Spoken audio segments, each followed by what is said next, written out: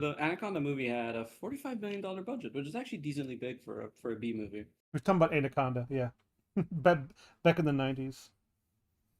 I 97, I 1997. I am checking. I'm checking my stream. Hang on real quick. He had a Okay. It's working. Hello there. This is number 62 of the No, not BN. the page. Oh my gosh. Fucking hell.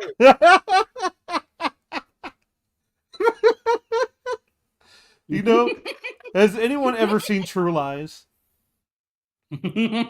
Where it's like he's spying on his wife and he's like, "Give me the goddamn page." That's what it reminded me of, but still, yeah, he's messing with this internet. Everything's fine.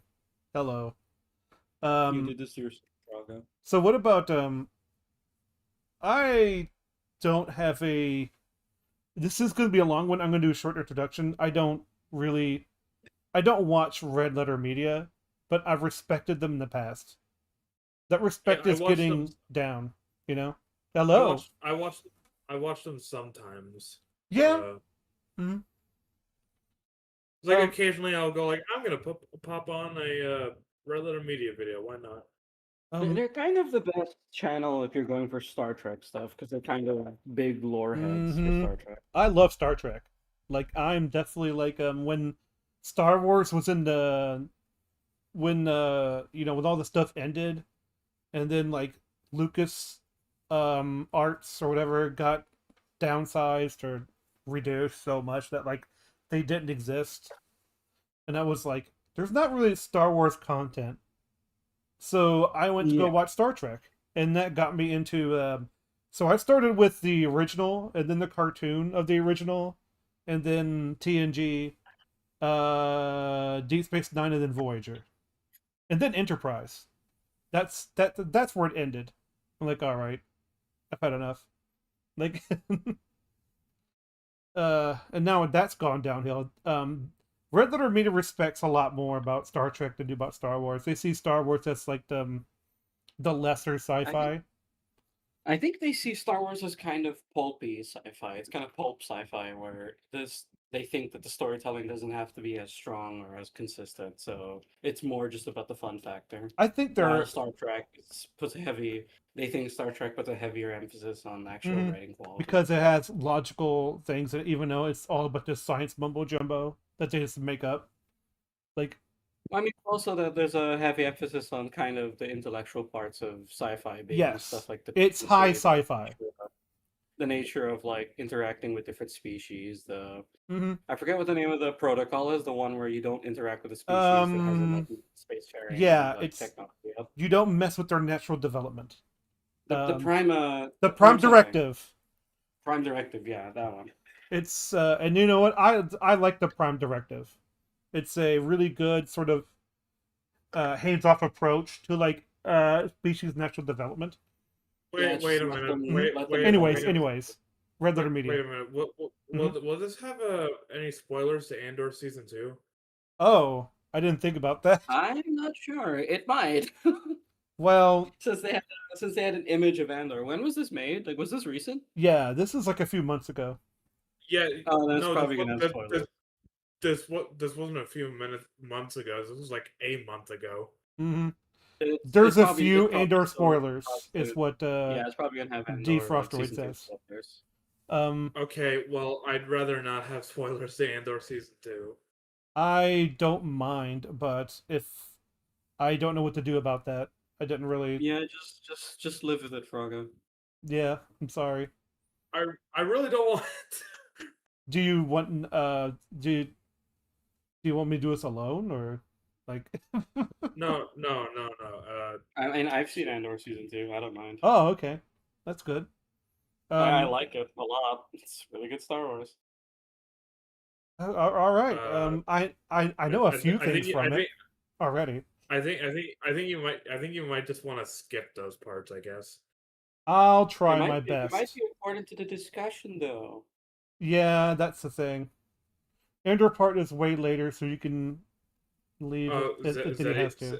Hmm. Zeddy's ready to join in. All right, where is he? Oh, there he is. Hey, Zudi. Hello. Hello, hello, It, it, hello. it is taking me a while to get things ready, but that's fine. We're gonna go. While I get you caught up with your stuff, how do you feel about Red Letter Media? I do not really watch them. My primary knowledge about them is based on EFAP talking about them, and I've seen a couple of the memes, like, keep hitting the home runs, Disney, and all that. Mm-hmm. Um, they seem very, what's the word I'm looking for? Sarcastic, I guess. When it comes to Star Wars, Um, yeah. yeah. Sometimes I think they make good points, and sometimes I think they're just kind of Fucking getting on the around. hate wagon. Oh, Um, yeah. Ever since the prequels. but I do not have strong feelings about them one way or the other. But I do think that All they right. can be pretty funny. Yes, they can be funny. The invite link is in your description. I mean, that description. Take on I, it. I Your do think messages. RLM has a I do think RLM has a tendency to have a bit of a double standard when it comes to Hmm. discussion. Yep. And this is Yeah. a blanket, so it's going to be under a degree of snark, and that snark is supposed to be a joke. But what I'm going to do, I'm going to take everything they say as point blank is what they're saying. Like I'm going to take a joke as like criticism because that's the whole point, right? I guess. Yeah. So Yeah. okay, you're in. All right. So I'm going to transfer I'm in. us here so we can watch the video and do the things that we need to do today. Doesn't that sound lovely? Hmm? It does. Oh. All right. I'll just be playing. I'll It's just be playing some working. Helldive. It's working. That Well, it's- okay. Hello, it's me, Mr. Plinkett. You know, Star Wars has been around for nearly 50 years now, and I'm finally coming to the conclusion that I'm not quite sure what it is anymore, or if I even care. It's a His voice sounds really bad nowadays. It used to be a lot better. he sounds older. Yeah, I he think that's really just me. does. He is Well, older. he is older, but like I know, but it Yeah. sounds like he's like, man, even he doesn't care about being Plinkett anymore. Like, weird, ubiquitous cultural thing that has no borders, no exact shape, and no manners. It appears in all forms and products. It has invaded our holidays, our homes. Hey, honey, you want to watch Star Wars with me? I'm busy, Dad. Our personal lives. And I hear that you also had a bit. it's kind of funny because like it's been this way for a long time. It Um, has. The Yeah. opinion has just, shifted. it's like there's always kind of been a oversaturation of Star Wars. In fact, I think it was worse in the prequel era. But I think that's kind of their point too. So I don't know. We'll see. Bit of a Star Wars wedding. We did have a Star Wars wedding. Our bodies. And our collective mental health. I can't seem to read the room anymore, and it's fueled by endless greed and desperate branding and rebranding. It is the ever-changing face of evil. Look what you have made. To be And when I fair, a think- lot of this is a result of. To be fair, a lot of this is. To be fair, a lot of this is a result of just bad writing, like just exceedingly bad writing. It's, Oh, really, Vic? Are you kidding me? No, it's the fans' fault. The fans changed. They became toxic. They became obsessed. It was never about the writing. I mean, that's what some people actually seem to think for some reason. That's Like, sarcasm, by the way. I know it's sarcasm, but the thing is that is an actual perspective some people have. That's like the oh, annoying part. absolutely. Oh, it's the Simpsons an- meme. Am I out of know, touch? that is an No, actual. it's the children. Yeah, it's an actual like, perspective, unfortunately. So it's like, yeah, it's a joke, but Some people eh. some people Is still it? shill for Star it's a joke, Wars. but is it? Yeah.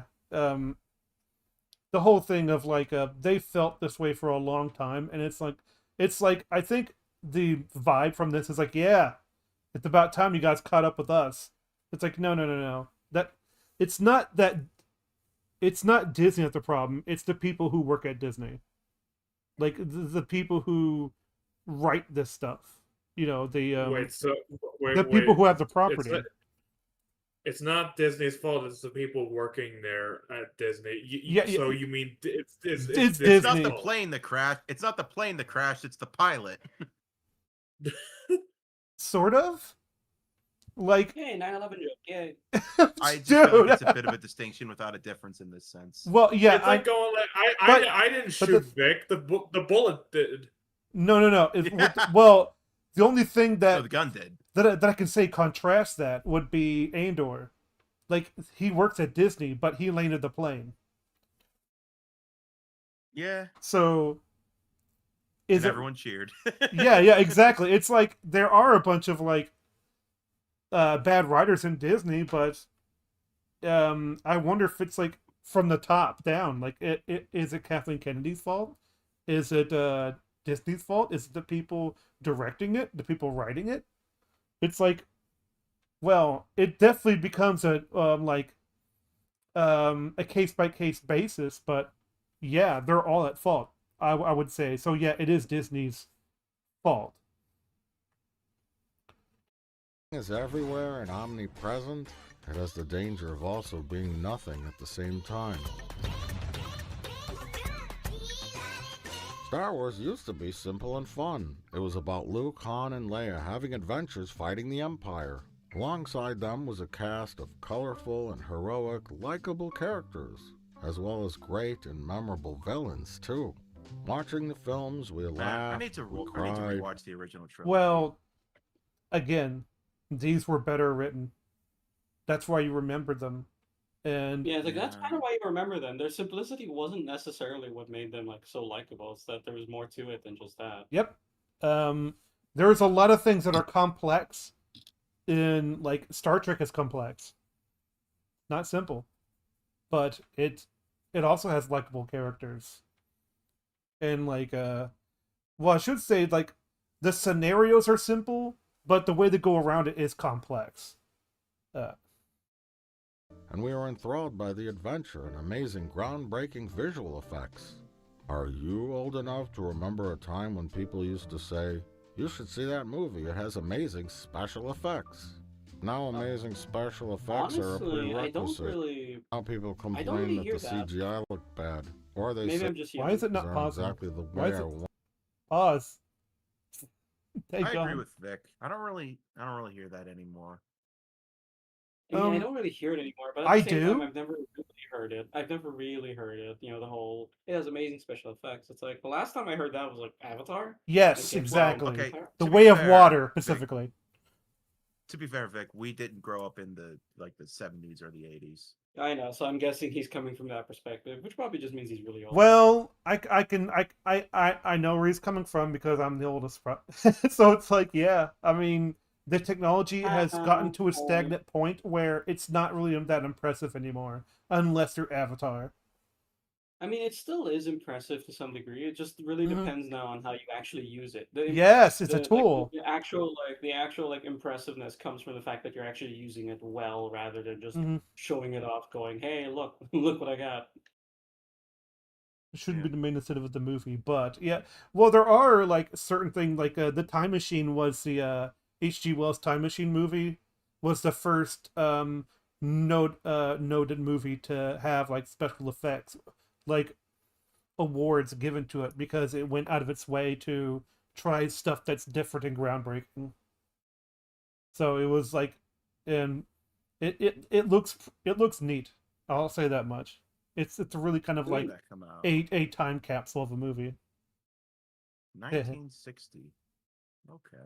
Want them to be, Oh, it so had Rod redo Taylor it. in it. Boy, Nice. oh boy, things have really changed in the last 50 years. Heck, things have changed in the last 10 years. So let's get into it. Number one. What is this? I love that. Hold That was a on. really good edit. I love that. Let's put that again. Let's Changed get in the into last it. 50 years. Heck, things have changed in the last 10 years. So let's get into it. Number Let's dive into one. this shit. What is a Star Wars? Or rather, what is this video about? I figured it was about time to revisit the Star Wars for a bit since so much has happened, and especially after two critical and important turning points, the Acolyte and Andor.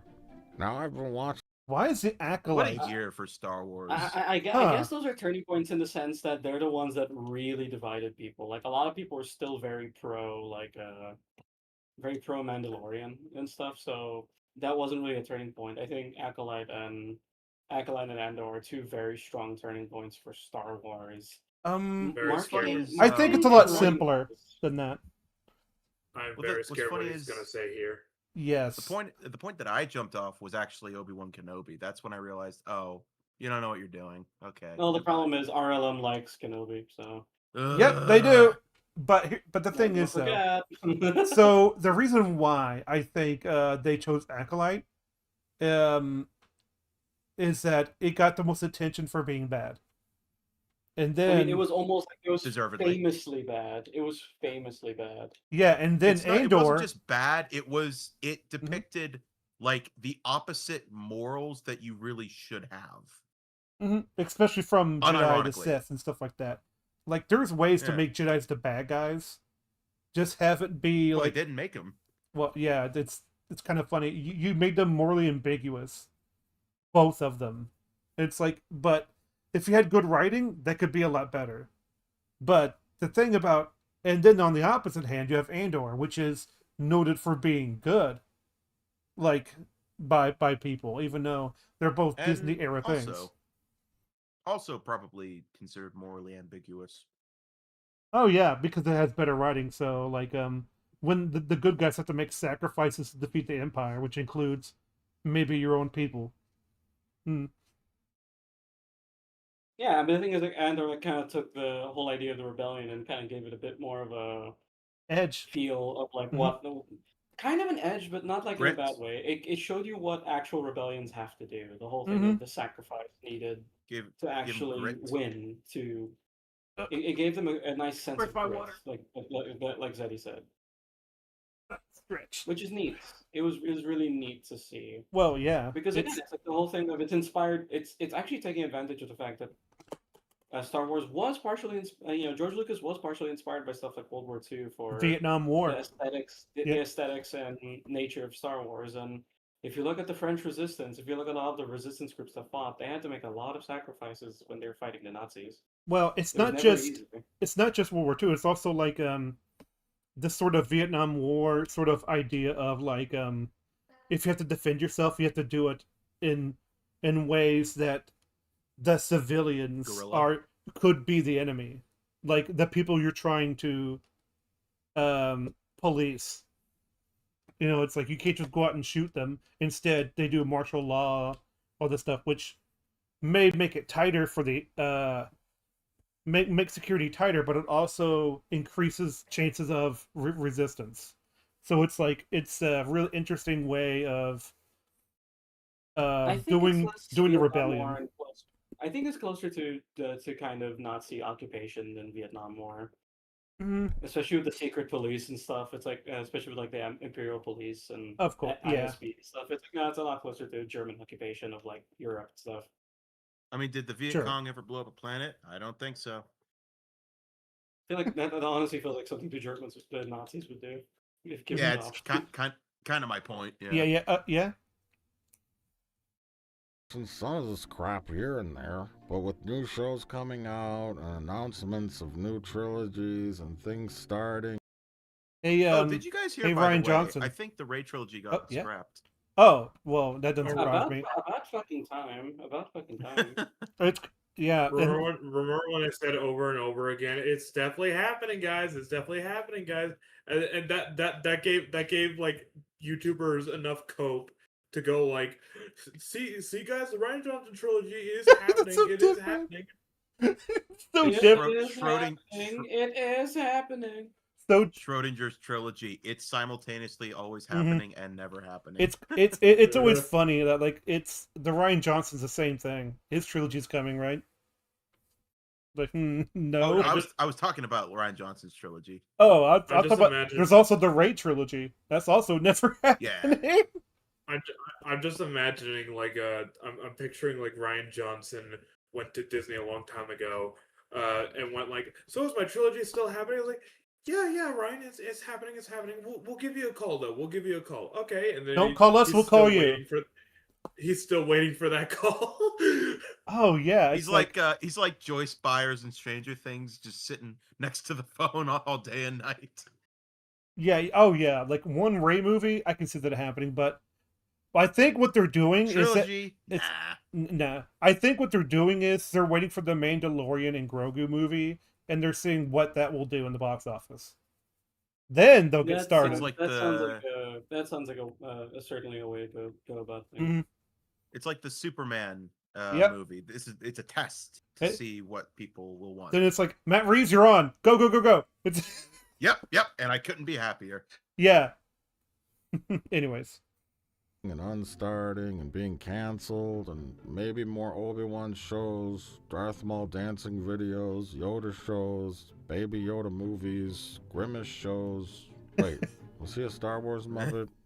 Or was that the other guy that was a member of Ronald McDonald's Pleasure Palace Band? Oh, whatever, fuck it. That is Lego movies, Max Baby Tebow, Jedi thank you very adventures, much. Kids in Star Wars exposed to extreme violence, and these fan-made AI videos, which I can't even tell if it's real anymore or not. I'm sorry, but is anyone gonna start suing someone yet? May the force be with you, always. No, I just if can't Star keep Wars up. cares a lot about Look- their does care quite a bit about their fan base, so they're not going to sue anyone. that is a Skinwalker. Fuck, how did I forget his name? Liam Qui-Gon? Neeson. Qui-Gon, yeah. Froggo, we literally just watched him 2 days ago. In My Narnia. brain is fucking tired. Okay, I'm sorry. I hate Also, breathing. that I guy- hate being alive. that guy's face is pretty emblematic of Yeah. Star Wars. he looks like he's had a long day. He looks like he's had a long day. He looks like he's had a Froggo day. I just love how it's like, man. So it's like you want people to sue other people over fan made stuff. I'm like, no. Like there's a lot of looks like a man- good Look, fan made AI stuff. slop, like AI Yeah, slop, sure, why not? I wouldn't want them to like sue Yeah. anyone. Not over wait, this. You guys- hold on. Is his Mhm. is his face painted yellow, or is it just the? I can't tell No, if it's a he's visor. got a It's- visor. He's got a visor over it's- his glasses. It looks like it's made of jello. No, Froggo's just racist because the guy's Asian. Oh my No. gosh! He's yellow. Don't Vic. By the way, Vic, tell them your heritage so you don't look like a racist. Hi, I'm Vic. I'm Filipino. Yay! Anyways, It's okay, everyone. He has the right to say it. Mhm. He has Don't the worry, right. Don't worry. He I has have the yellow pass, right. okay? Well, you know what? It's my show, and he has the freedom of speech to say it. He went to national So what congress you're saying is to that get you, the his white guy, right. you're giving him a pass. I am giving him a pass. Okay. I still want to say that, but I can't. I can't say it, so I'm just going to move on. Even care that much anymore. But I think the breaking point for me was really Andor, and how much it illustrated that Star Wars is really just a very large, expensive ship that's adrift without Really? a captain. It's all very Andor made I'd you say- realize that? I'd say- It wasn't I'd say Obi-Wan? Andor was the one It that actually took- fit. It wasn't The it fit Last the most, Jedi? Actually, No, It- it I took think the I most think I to, think I think I think he means in the fact that Andor is just going in a different direction than all these other shows is what made him realize that, because he does like Andor. I've seen his first season review. So I that's don't know, for man. him. I'm not sure. this is really kind of like, and here's where he destroys his house joke. By the way- fascinating to me. So Oh my. Yeah, never mind. Oh wow, that was a Star Trek plate. Wow. Oh, that's the plate. Oh That's the yeah, you're plate. right. Jeez. Wait. Yeah, I think that's the plate he used in one of his Star Trek reviews. I remember. He was like, "Hey, this is the plate that you're not supposed to eat food on," so you like put pizza on there. No, another Star Trek plate. illustrated that Star Wars is really just a very large, expensive ship that's adrift without a captain. It's all very fascinating to me, so I'm gonna ramble on about it while my pizza rolls are in the oven. You know, you gotta cook 'em just right. Right until the goo starts to come out. If anyone wants a pizza roll, send me a message on X, formerly Twitter, or post on my Insta. DM me on Facebook. Hit me up on Alright. Snapchat. Or communicate with me through Telegram, WhatsApp, WeChat, Who still uses Discord, Telegram? Threads, Mastodon, Twitch, or Blue Jesus Sky. Christ. Okay, so let's start at the beginning, I guess. From a certain point of view. A certain point of view? Number 2, the prequel era. There we go. Here we go. The mindset now with this new generation of young people, I guess in their 20s and 30s, that grew up with the prequels, is that the movies were somehow misunderstood or being reevaluated. Because motherfuckers were. Well, let's be clear. Well- You made a lot of wrong assumptions in your videos, Red Letter Media, about the Yeah. prequels. Yeah, it's like here's the thing: the prequels are flawed, but it's like by concept they're actually pretty interesting, and they actually I mean, Mhm. add a lot to the Star Wars Let that go. universe. There's actually quite a I bit mean- of character stuff they do. I don't think the prequels are good movies, but No. I Mhm. like watching Revenge of the Sith being re-released in theaters was one of the happiest movie-going experiences I've had in a while. Where I'm just sitting there laughing my ass off, having fun with my friends.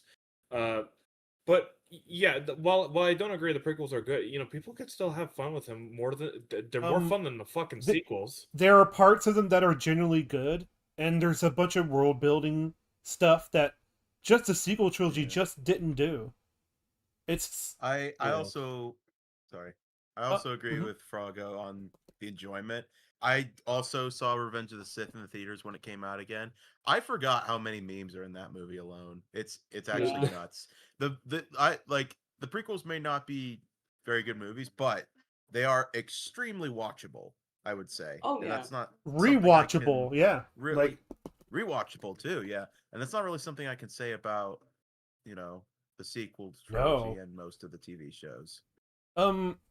I will say that like the best one is Revenge of the Sith, and it's the one with the darkest tone, and that's why like it comes off a lot of people about like reactors cry during the end scene because of where he's being burned alive, and it's like they're having a genuine reaction, but it's like, man, it's like, and then there's like the fighting aspect of it, the Oh choreography. yeah, the fight choreography is actually really top notch. Yeah, because And they actually also- do sword training, and like they actually have moves that are just out of actual sword combat.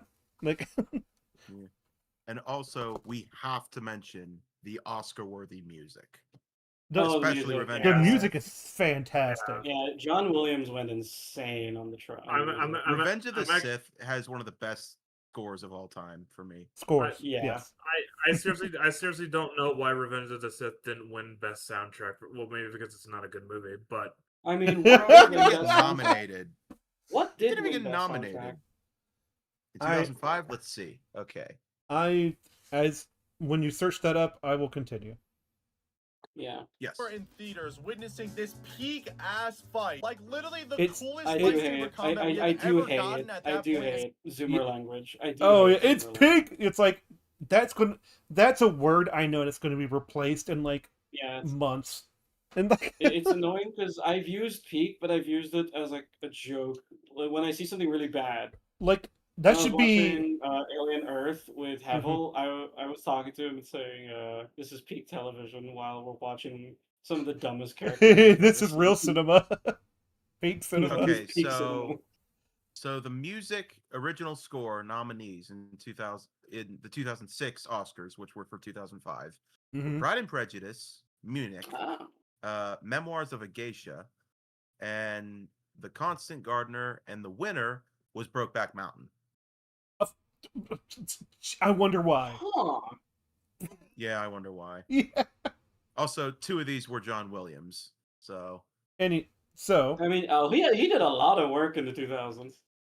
so Yeah. I will say it's no matter what the Zoomer language is, like I do hate that format of like it's sort of like, oh, this is the best thing ever. Look at it. It's like, yeah. It's but then they'll come across the throne room fight and they'll go, "Oh my gosh, look, it's amazing thing." It's like, calm down. Not everything is peak fire. You need to relax.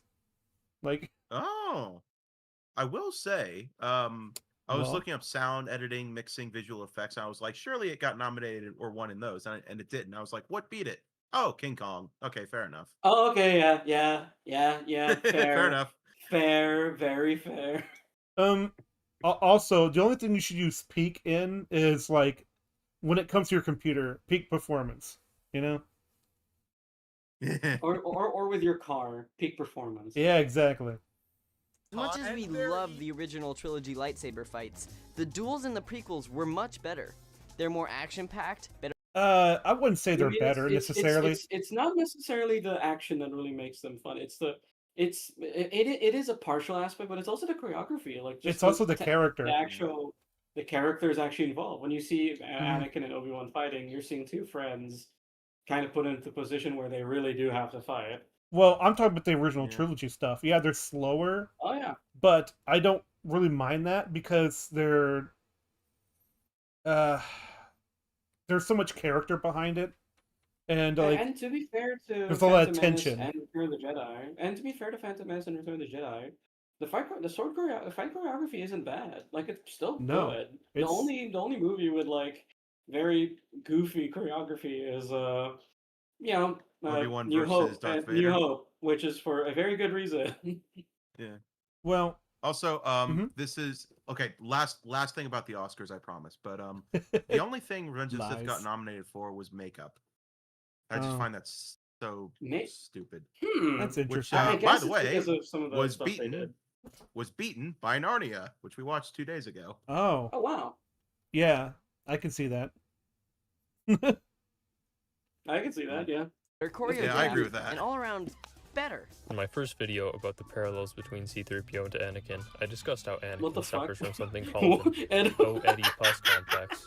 It's Oedipus. It's an Oedipus complex. Oh, Oedipus. Fucking Jesus it Christ. sounds like an enemy in like I think in he might your be doing Call it of on Cth- purpose. in your Call of Cthulhu RPG. It's like He might be saying it on purpose because the pronunciation for Oedipus complex is literally written no. right next to Oedipus complex. Bro, I just So- think Bro, that some sounds people like a just ham- have like they don't know what it sounds like, so they try their best. They're like, oh, that's how you sound it out. Oedipus. That sounds like a Hamilton. Oedipus. That sounds like a Hamilton lyric. Oedipus, oh Oedipus.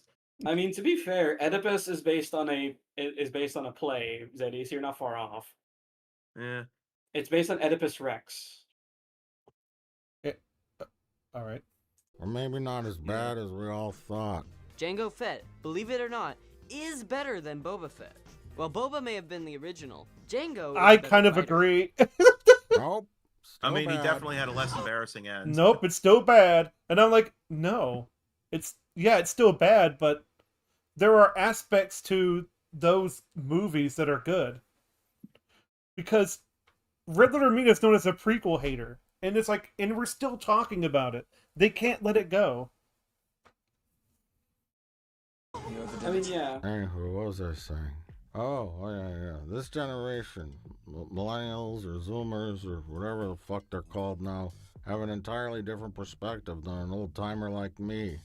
You see, for us elderlies, when the prequels came out, there was only the original trilogy to compare them to. Sure, there were some things in between. Not like quite. that Not quite. There was quite a bit of background books. There was the whole extended universe to think of. Timothy Zahn's Thrawn trilogy. If you actually were invested in the Star Wars fandom, you had a lot of material, including some games actually. Before the prequels, there was already games. So I will say though that not to disparage those, but like those are, even for Star Wars fans, not many people have read the books. that is true. Compared to the movies, I mean.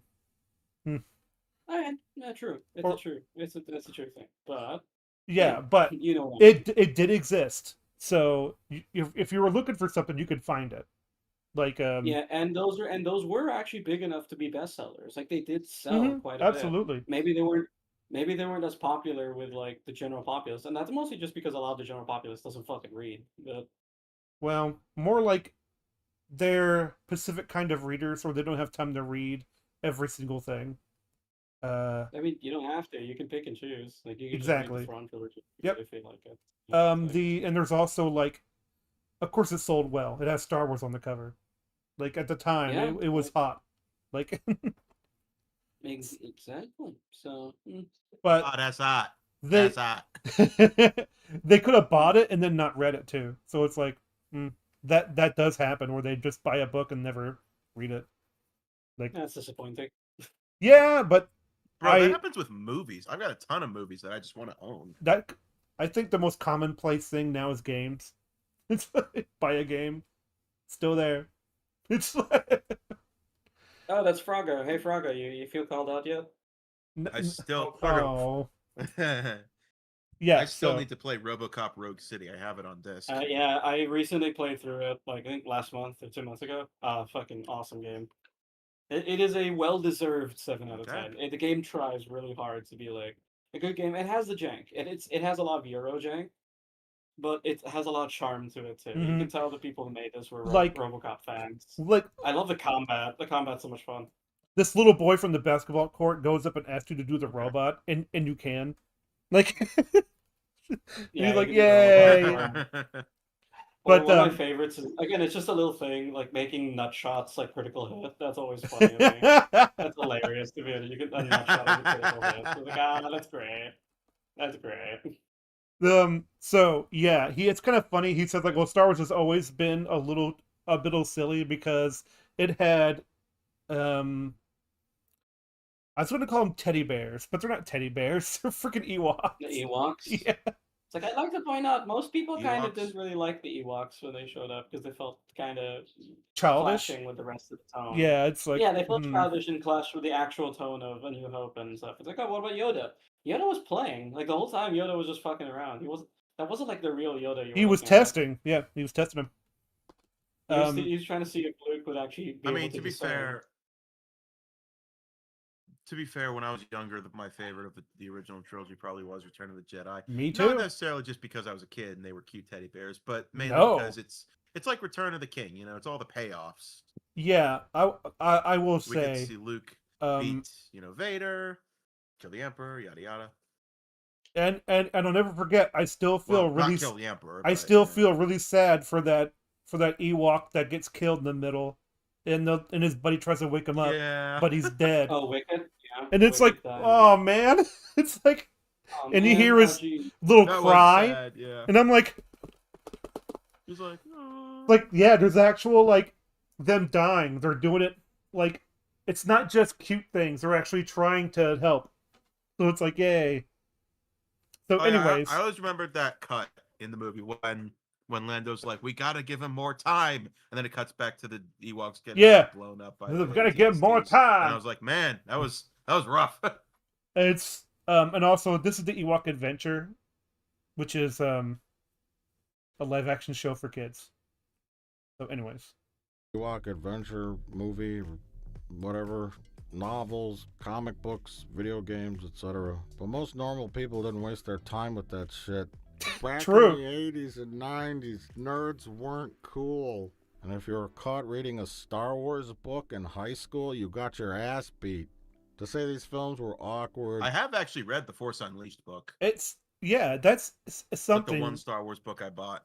Because that was something back then that people don't even realize. Because like I think Gary had the same thing where it's like he went to high school, and he was like reading, like comic books, and people beat him up for it.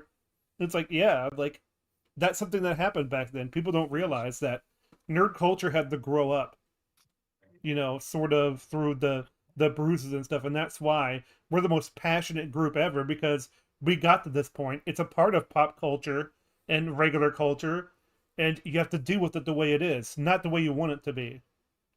Yeah, that's why gatekeeping is important, kids. It is positive gatekeeping. Badly written and disappointing is an understatement. Did they do well financially? Yes, of course they did. It was a giant spectacle. Everyone was very excited. Until they weren't. That guy, George had it I'm sorry, but that guy that watched him go, watched the usher or whatever. Here he is. Here he is. until they weren't. But the film had action Oh my and God. visual Just like, scenes there he happening on the goes. Yeah. Anyways, screen to satiate audiences. The embarrassing, awkward, lame, strange, annoying, and unfunny outweighed anything cool or well done. I think most rational. that's your opinion. I can separate these things I because think it's a little more balanced than that. It's a bit more balanced, you think? Like, yeah. again, they're not good. They're not great movies, but there's stuff in them that you can actually kind of appreciate. But it's I think it's him. He's kind of projecting himself on the audience. A little bit, yeah. Yeah. A little bit. Where he's Which is ironic because mhm. again, he's a Star Trek fan. It's like you really shouldn't be this like bitchy about people actually geeking out and just being fans. Yeah. It's like you're also Ghostbusters Well, but fan. this It's your isn't something favorite they're movie passionate ever. about. Like you can't say this. Is it? What? Good choice. What the what? If Ghostbusters is their favorite movie, that's a good choice. Oh yeah, like Ghostbusters. No, his favorite movie. And believe it or not, I also love that movie. But I'm not gonna start like, That's like so good. if someone geeked out over Ghostbusters, I'm like, okay, that's their thing. They can do whatever they want. It's just that there's always limits to whatever you're geeking out about. Like you have to keep it in restraint. Like. But if you know that joke from I don't know how many of you guys watch Stranger Things, but there's a joke in it where in season 2 they're dressed as the Ghostbusters for Halloween. Yes, and yes they are. Lucas complains about how he didn't want to be Winston because he's the lame one. He's not a scientist. He doesn't join until later. I always kind of hated that joke in that show because Winston's awesome. He's the blue collar guy, and he's like the working man. He's down to earth. Yeah. He's like, if there's a steady paycheck in it, I'll believe whatever you want. He's like, I'll believe anything you say. And I love the conversation they have in the car. And I love this town. Yeah, where there's a conversation they have in the car, like on the way back to the.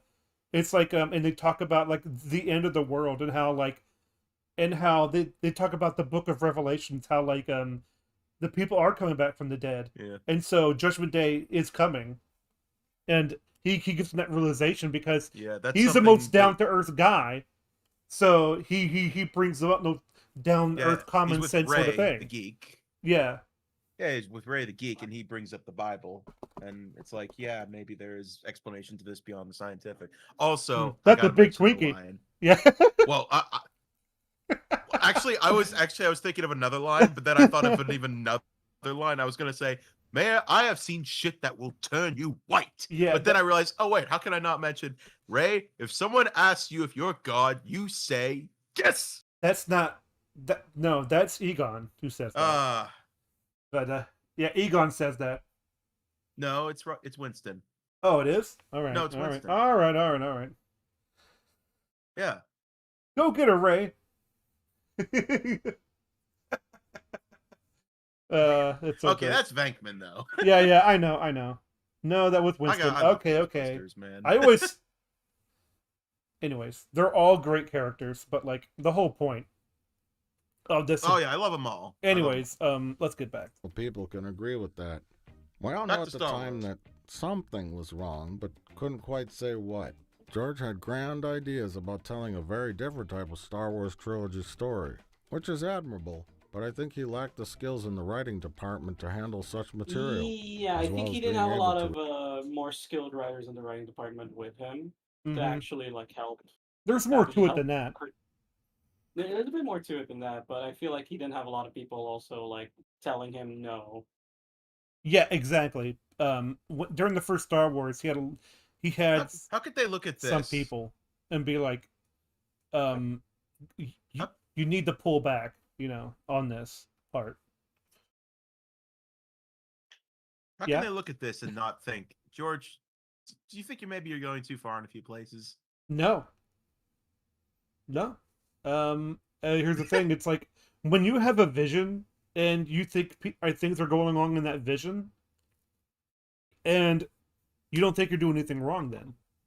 And to be fair, when it comes to vision, sometimes being able to push past people who might be telling you maybe you shouldn't do this is an important part of maintaining that vision. But sometimes Mhm. it's a very case by case basis. Sometimes you do need to like Yes. have someone tell you no. Other times it's important to not, not bow down just because people say it's kind of weird. It's like that's the point. Star Wars itself was told it shouldn't be done. I mean, George. Teenage Mutant Ninja Turtles, the live action movie, said it shouldn't be done. I mean, John Williams did say to George Lucas, I think the choir is too much for Duel of the Fates. Let's tone it down. And George was like, no, keep the choir. And I think, no one's going to good decision against that decision. Yeah, no one's going to hold that against them. Yeah, it's kind of funny how they'll blame George Lucas for things, but then it's like he also did a lot of good stuff. But he said a lot of stupid things too. A lot of stupid things. A lot of the perspective is it's a balanced thing. It's a balanced thing. It's not just one thing or the other. Because a lot of people have a tendency to say, "Oh, it's all his fault, or all this fault." It's like, no, it's a balanced thing. He made a lot of good decisions, and he also made a lot of bad ones. Well, it is okay to blame George when it comes to the prequels because he is the director. He's the captain of the ship. Do as he says, Resist his worst impulses. Plus, he hated directing actors. George doesn't like directing. Period. He told me that. So why did he direct all 3 films? Why did he write all 3 films? Oh well, whatever. It's too late now. In light of recent developments, it seems to me George wanted to write something like Andor, but probably wasn't able to. And at the same time, it's how do democracies turn back into dictatorships? Why do people who have the power to have the freedom turn it over to somebody who's going to take it all away from them? Which is actually good because Andor wouldn't work as a 3-film Star Wars trilogy meant for hold on, wait. For all audiences. Well, no. It would probably work as a trilogy if you rewrote some aspects of it. Oh, absolutely. For children, I think no. I think it would work, but for all audiences, no. I would call it out advertise as the first R-rated Star Wars movie. Or at least M-rated. At least M-rated. Yeah. M. Oh, that's right. You have a different rating system.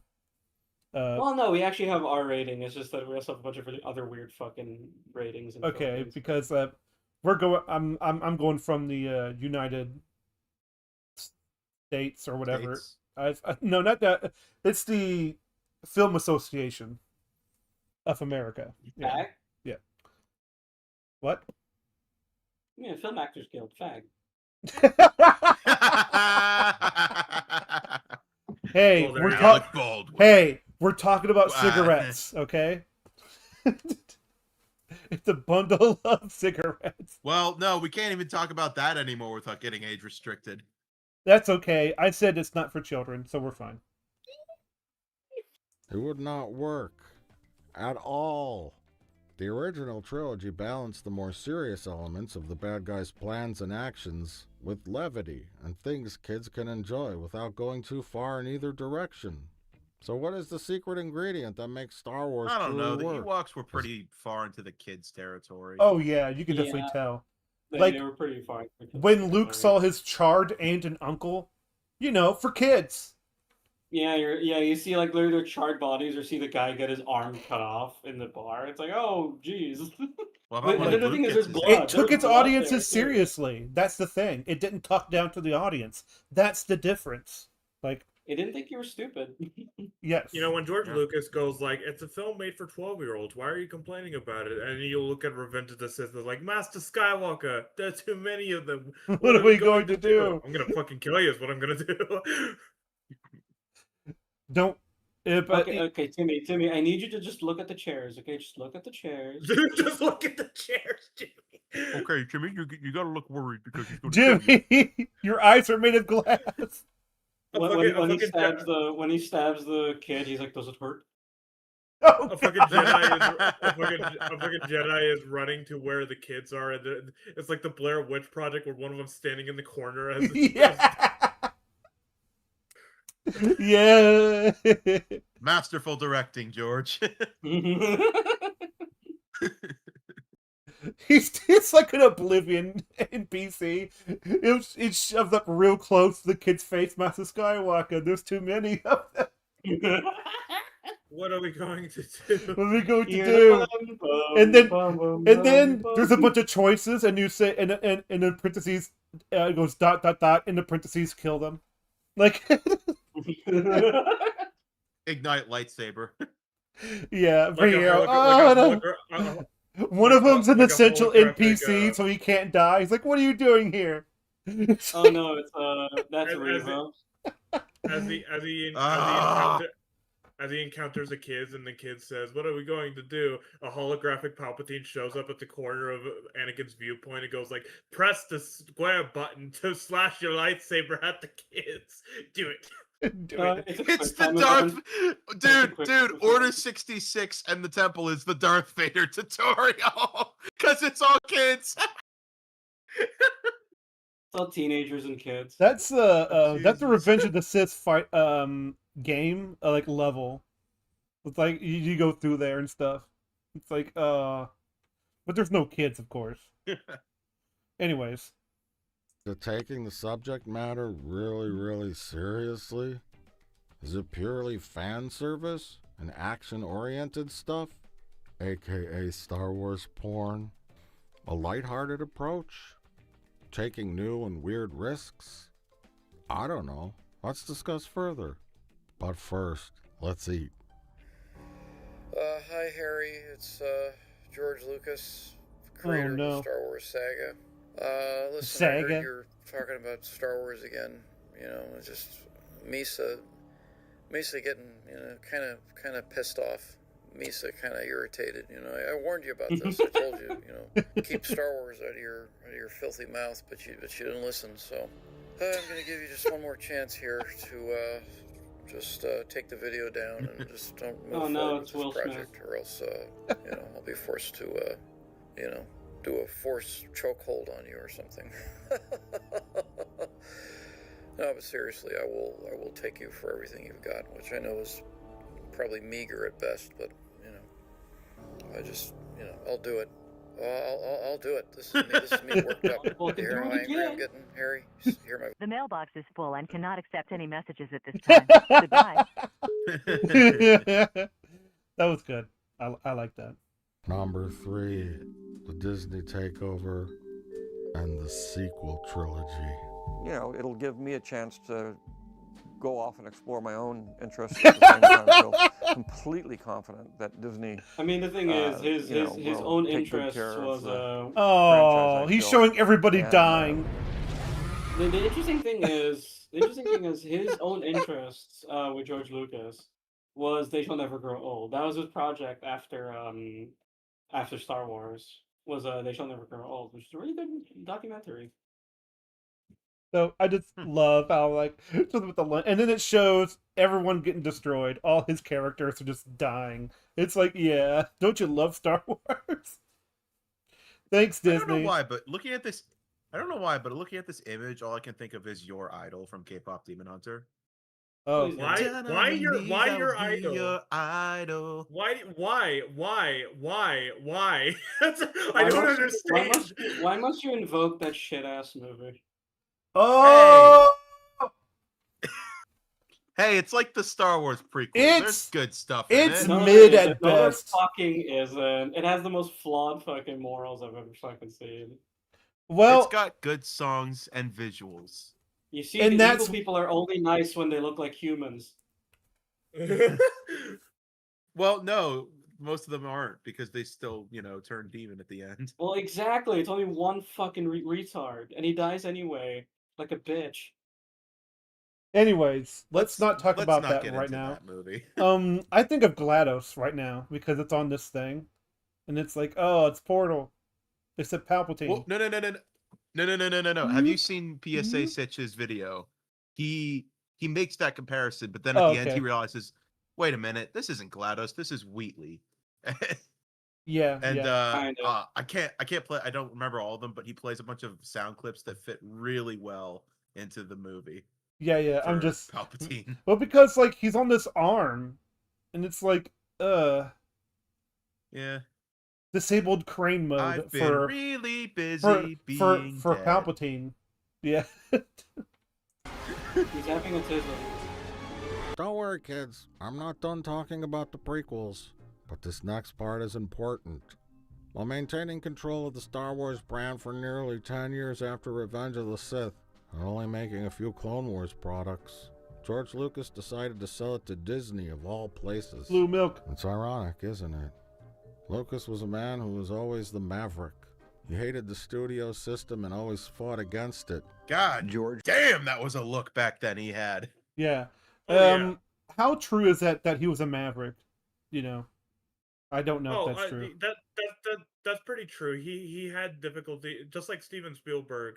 The two had a lot of difficulties with studios and such like that, especially George Lucas, to the point where a lot of his early stuff kind of got screwed over by studios like American Graffiti 2. Actually, no, I think it was just the first American. I can't remember which American Graffiti, but then there was THX that had major changes, and to the point where George Lucas had to change some things later down the line, but that ended up not working. So what I'm getting from this is that like he became the thing he sought to destroy. No, that's not right. You live long enough to be the villain, you know, that sort of thing. I mean, he wasn't the villain. He ultimately just made a decision that he probably didn't like, but I don't mean that literally. What I mean, he became the sort of thing that he rebelled against. Pretty much.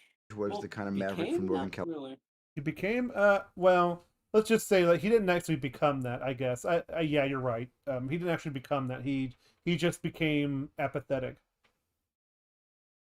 California and an independent filmmaker. Shut up. No one was asked always you. Extremely proud that he had very few attachments to Hollywood. The worst thing that happens when they think they know how to do it, then they start making decisions. The first place I thought was Disney.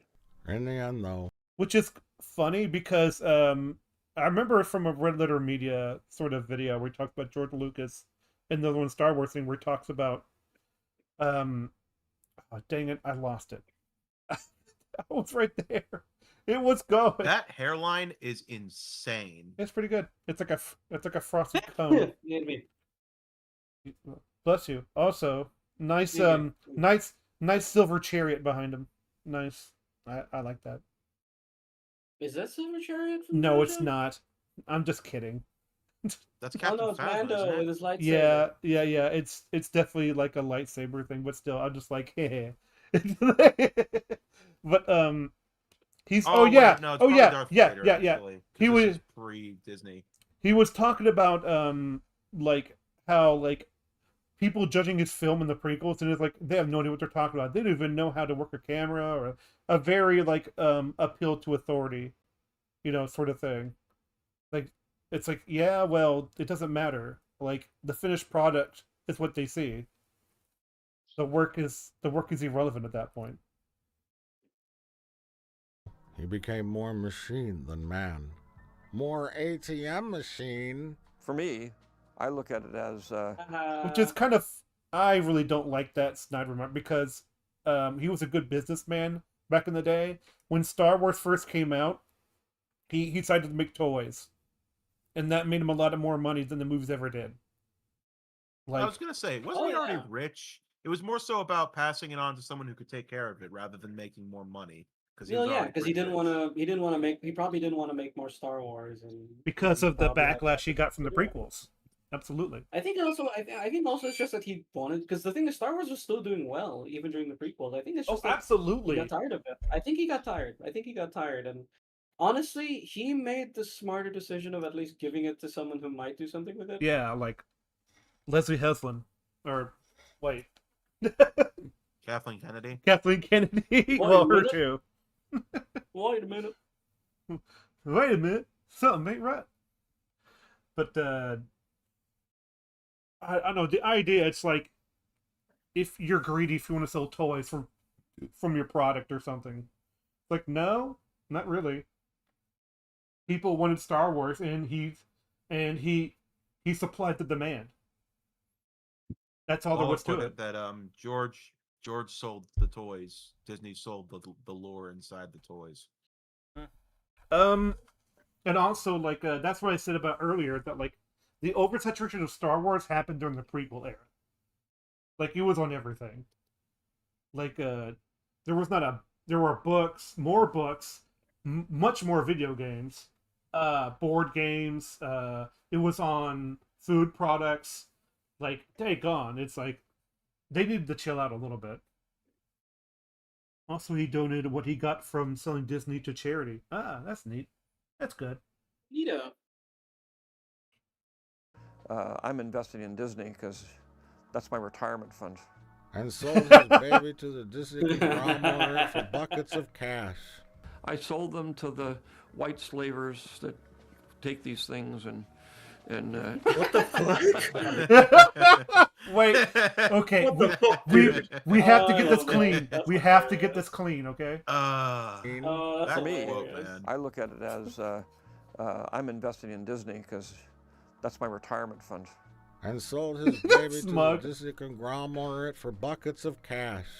I sold them to the white slavers that take these things and but I digress. Aww. All right, should we rehearse one more time? To me, it's shocking that such an important new saga in the hands of a large company would wing it, so to speak. And therein was the problem. There's JJ, when I one of the biggest people the Phantom ever. Menace, it was only 10 years after it was released. The big movie out at the time happened to be Star Trek 2009 by J.J. Abrams and friends. Now, this was not a great Star Trek film, but it was a fun space adventure filled with action, emotion. Listen, I've downgraded. Oh, yeah. I've had a worse and worse opinion over time about that movie. I'm pretty sure this was... Sorry. It's pretty bad. In fact, it doesn't follow any logical thing ever, even for Star Wars standards. It's like, things don't just happen in Star Wars. They really don't. If you actually go back to the original trilogy, even the prequels, things don't just happen.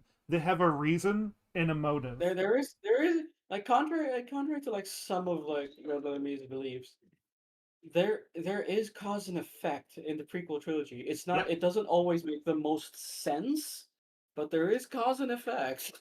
Yeah, it's like the Trade Federation stuff. Oh, it's boring because it's space politics. Yeah, but that's the cause and effect of the universe. It's world building. Yeah, that's how these events are happening in the first place, is through like stuff like Trade Federation's actions prompting the reaction from the Jedi and the Republic. Baby like, Chris there is Hemsworth. an actual like there is an actual oh Jesus Christ, young Chris Hemsworth. Fuck me. I'm pretty sure this was his first movie. Sorry, I just saw that in chat. I don't think it was his first movie, but it was probably one of his first big movies in terms of like I'm gonna budget look it and up. stuff. Yeah, go ahead. Yeah. It'll take us 5 hours. So no, it was his first movie. Oh wow. Yeah. How about he was that? 26. Fuck, he was my age in this. Jesus. Anywho. You old yet? So yeah, the reason why he mentions this is because I'm sure he's going to bring it up, but the whole thing is like in the Red Letter Media review of Star Trek 2009, he said that like J.J. Abrams would be good for directing a Star Wars movie. So it's considered he was a Nostradamus at that point. And Nostradamus, predicted. Hey, I can say my American way. Get out of here. Chew. I'm American too. What the fuck are you talking about? All she's got is good enough. To me, it felt more like a Star Wars movie and less like a Star Trek movie. Why? Because it was dumb? What? Oh, fuck off. Oh! What the fuck? Oh, fuck off. Fuck off. So wait, so by his logic, is Lord of the Rings a Star Wars movie because Gandalf bumped his head? Yeah. Lord of the Rings clearly ripped off Army of Darkness in that regard. Oh my gosh! Oh my gosh! If you have your character bump your head, you're Star Wars now. No, I sort of like, no, see, but that's the thing though. Star Trek did it on purpose, I think, and then Star Wars did it on accident. If that's like a cheeky, yeah. If that's like a cheeky reference to the original Star Wars, I'd be like, yeah, it's fun, you know. But still, that's the whole point. He bumped his head on accident. And the whole joke, he couldn't the whole see. Joke the whole area was that it was low clearance. It was a low clearance area, and and that whole bar is a warning. It's him not noticing something because he was turned around, because he was looking around, and he fucking smacked his head because he's clumsy. Yeah, that has no. Okay, that's just. It's a joke. It was an actual joke. I'm guessing he's just using this as a micro. I'm guessing he's just using this as a microcosm to explain how Star Trek 2009 I understand what he's doing. It's just that it's really like these scenes are not connected. They're not. What? Now, Jay. What the people bumping their heads? Starting to get all right. They're literally. I'd like to point out the Gamorrean guards were purposely being like just cruel. They didn't really give a shit about Chewie. He was a prisoner. So they were just if he bumped his head, it's not their problem. Also, Peter Mayhew is pretty tall, so yeah, Peter's a tall boy. Also, Luke is in the thing in a short boy's home. He's gonna stand up after getting angry, and he bumps his head. Yeah. That happened to anybody. Mm-hmm. Okay. Jay did a fine job directing The Force Awakens, but the script No, was he didn't. essentially a rehab. No, he didn't. No. Nope. Ooh. Silence crash. Silence crash. I don't want to hear anything about how the visual effects were good because that is not the same as directing. Yeah, it's like having good visual effects and having good directing are very different things. It's you know what had both? You know what had both? Even though I think the movie isn't very good, Avatar had good directing and visual effects.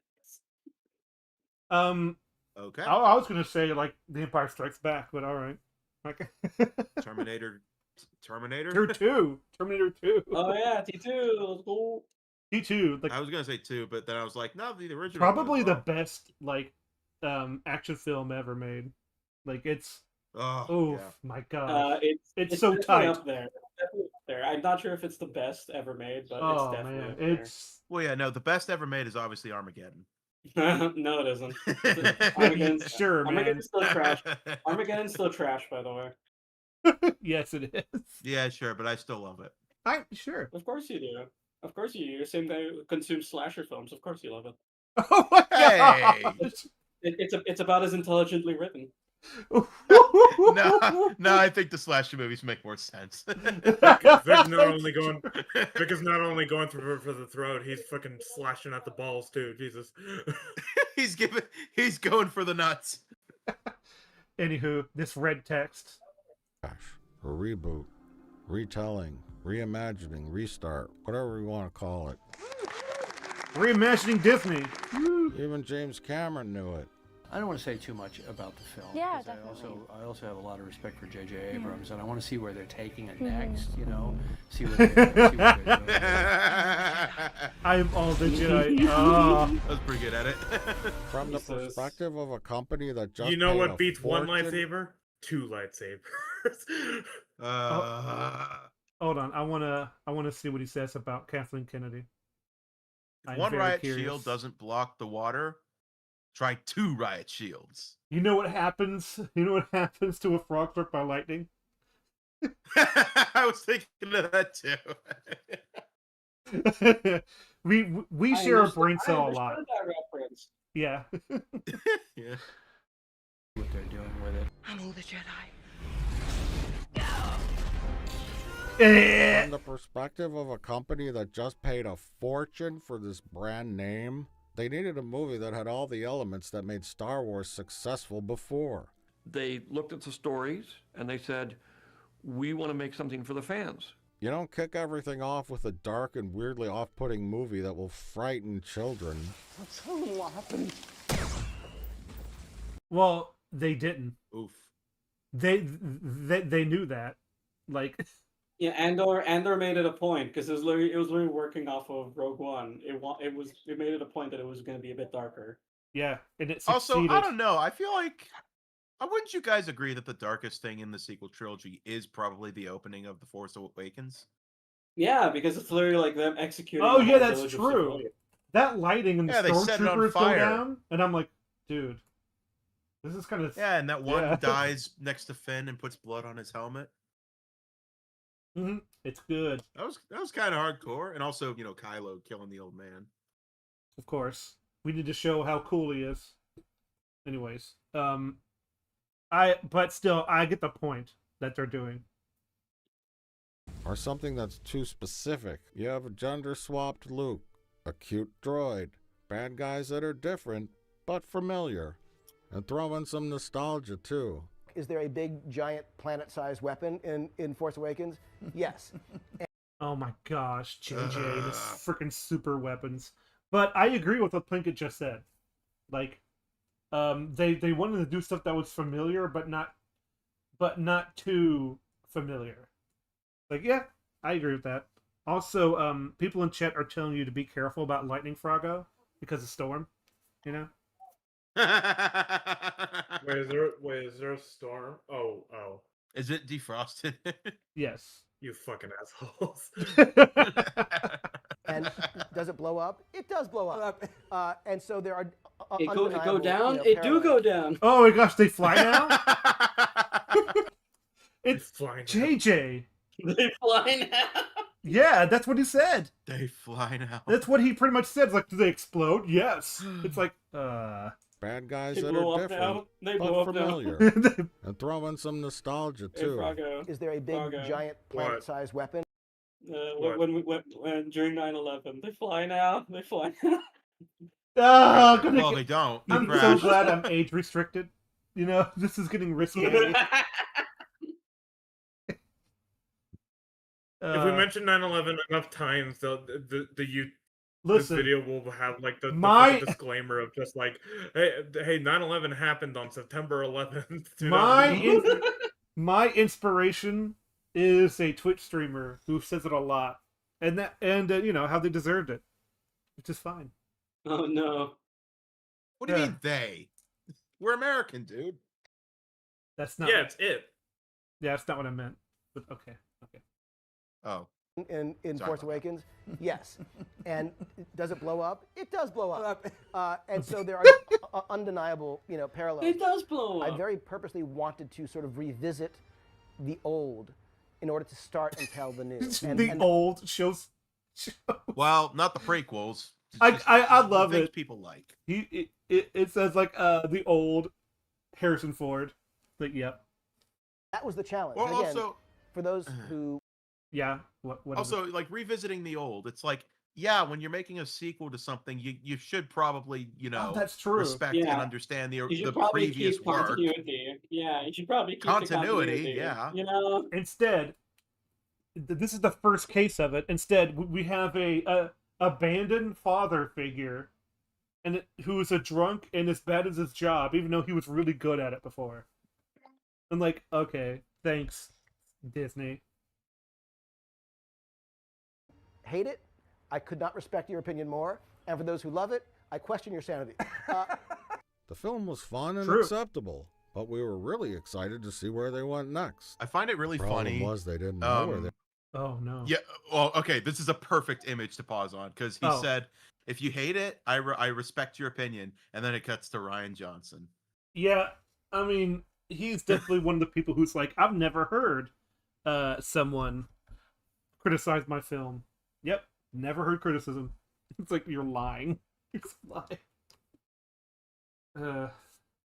Anyways. See where they went next. The problem was they didn't know where they were going next. Anyone with half a brain would have known they needed to plan out the story for the sequel trilogy ahead of time, given the stakes. But nope. They rushed that film out so fast it was like launching a roller coaster. But the rest of the track wasn't done being built. Then Kathleen Kennedy said she had a 5-minute meeting in a tiny broom closet with Ryan Subvert Your Expectations Johnson. Oof. Man. He's not holding back, is he?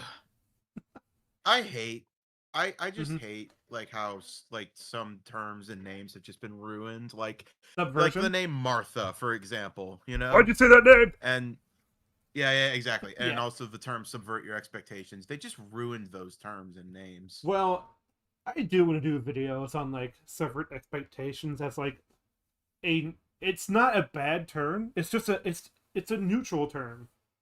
It's a categorization of what you're trying to do. Last Jedi is like the 3 Mile Island of the term subvert your expectations. It just scared people into not wanting to ever hear it again. I mean, the thing is, like, I think what's so annoying about subverting expectation is that there's quite a few movies that do that really, really well. Oh, And absolutely. ultimately, the problem is the reason subverting expectations is such a cursed term is because so many people use it badly. The point of subverting Yes. expectations is that it is an outcome that you don't necessarily think of, but it still makes sense. That one of the most famous subversion of expectations was killing Ned Stark in like Game of Thrones. And then That is a huge subversion, but people love it. Why? Because it made sense. It made sense that Joffrey wouldn't fucking listen to anyone else and make such a horrible decision because Joffrey's sadistic. bad uses of it. I would say like it's also Game of Thrones, which also had the where D&D is like, well, we didn't want Jon Snow killing the Night King Oh yeah, but then they also because did it really that's what they badly. They did expected. it really badly too. And it's so like we wanted to make sure that like no one will expect what we're doing, and if anyone guesses it, we're gonna change it. It's like, dude, you're just being like subversive to annoy people. It doesn't matter if someone Yeah. freaking does it. And of course, Last Jedi is also the other nail in the coffin for that sort of usage being bad. It's like you give it a bad name, and it's just a term. It's fine. Yeah, it's a way of doing movies. Yeah. Like, I'm trying to think. Was there ever a point in Lord of the Rings where they subverted expectations? Yes, Gandalf dying. Yeah, the death of Oh, Gandalf. yeah, That was that's something a a good lot of one. people really didn't expect because Gandalf was the big wizard man. Or what about where Frodo gets stabbed? Like, Oh yeah, that was unexpected. A lot, and at the same time, it's like they pay off by saying, "Oh, he has the mithril shirt, so he's not gonna yeah, die." it's a Chekhov's gun sort of thing where it's like you bring this up and then it pays off later. Or the other one is the death of Boromir. A lot of people weren't expecting Boromir to die. Not like that. Or how about just the group splitting up at the end of the movie? in Oh, general? yeah, that's Frodo, Defrost is right. Frodo succumbs to the ring at the end. Yeah, he Oh, does actually yeah. succumb to the ring. That was a subversion. And Yeah, again, the only reason and the way that the ring gets destroyed by Gollum, another subversion, because you usually expect the heroes to drop the ring. No, There's a Gollum, in his obsession, Well, yeah, falls the to his ring death. technically won. The only problem is that it got caught between a fight between two people who weren't paying attention, and then they Mhm. fell over. The ring like caused its own demise by making them want it so yeah, bad. because it corrupts the minds Dramatic of men, unfortunately. irony. Yeah, it's like it corrupts the Or minds of poetic men, justice. unfortunately. Yeah, it's like it's You poetic tell justice, but it's me. like there's quite a few movies that actually do subversion really, really well. It's just that subversion has kind of become a cursed term because a lot of writers make a subversion that makes absolutely no sense and is obviously very, very stupid. They make it out like it's good writing when it's the complete opposite. It's really stupid writing and very contrived writing. They want to rather use than it. something that makes Sorry. sense.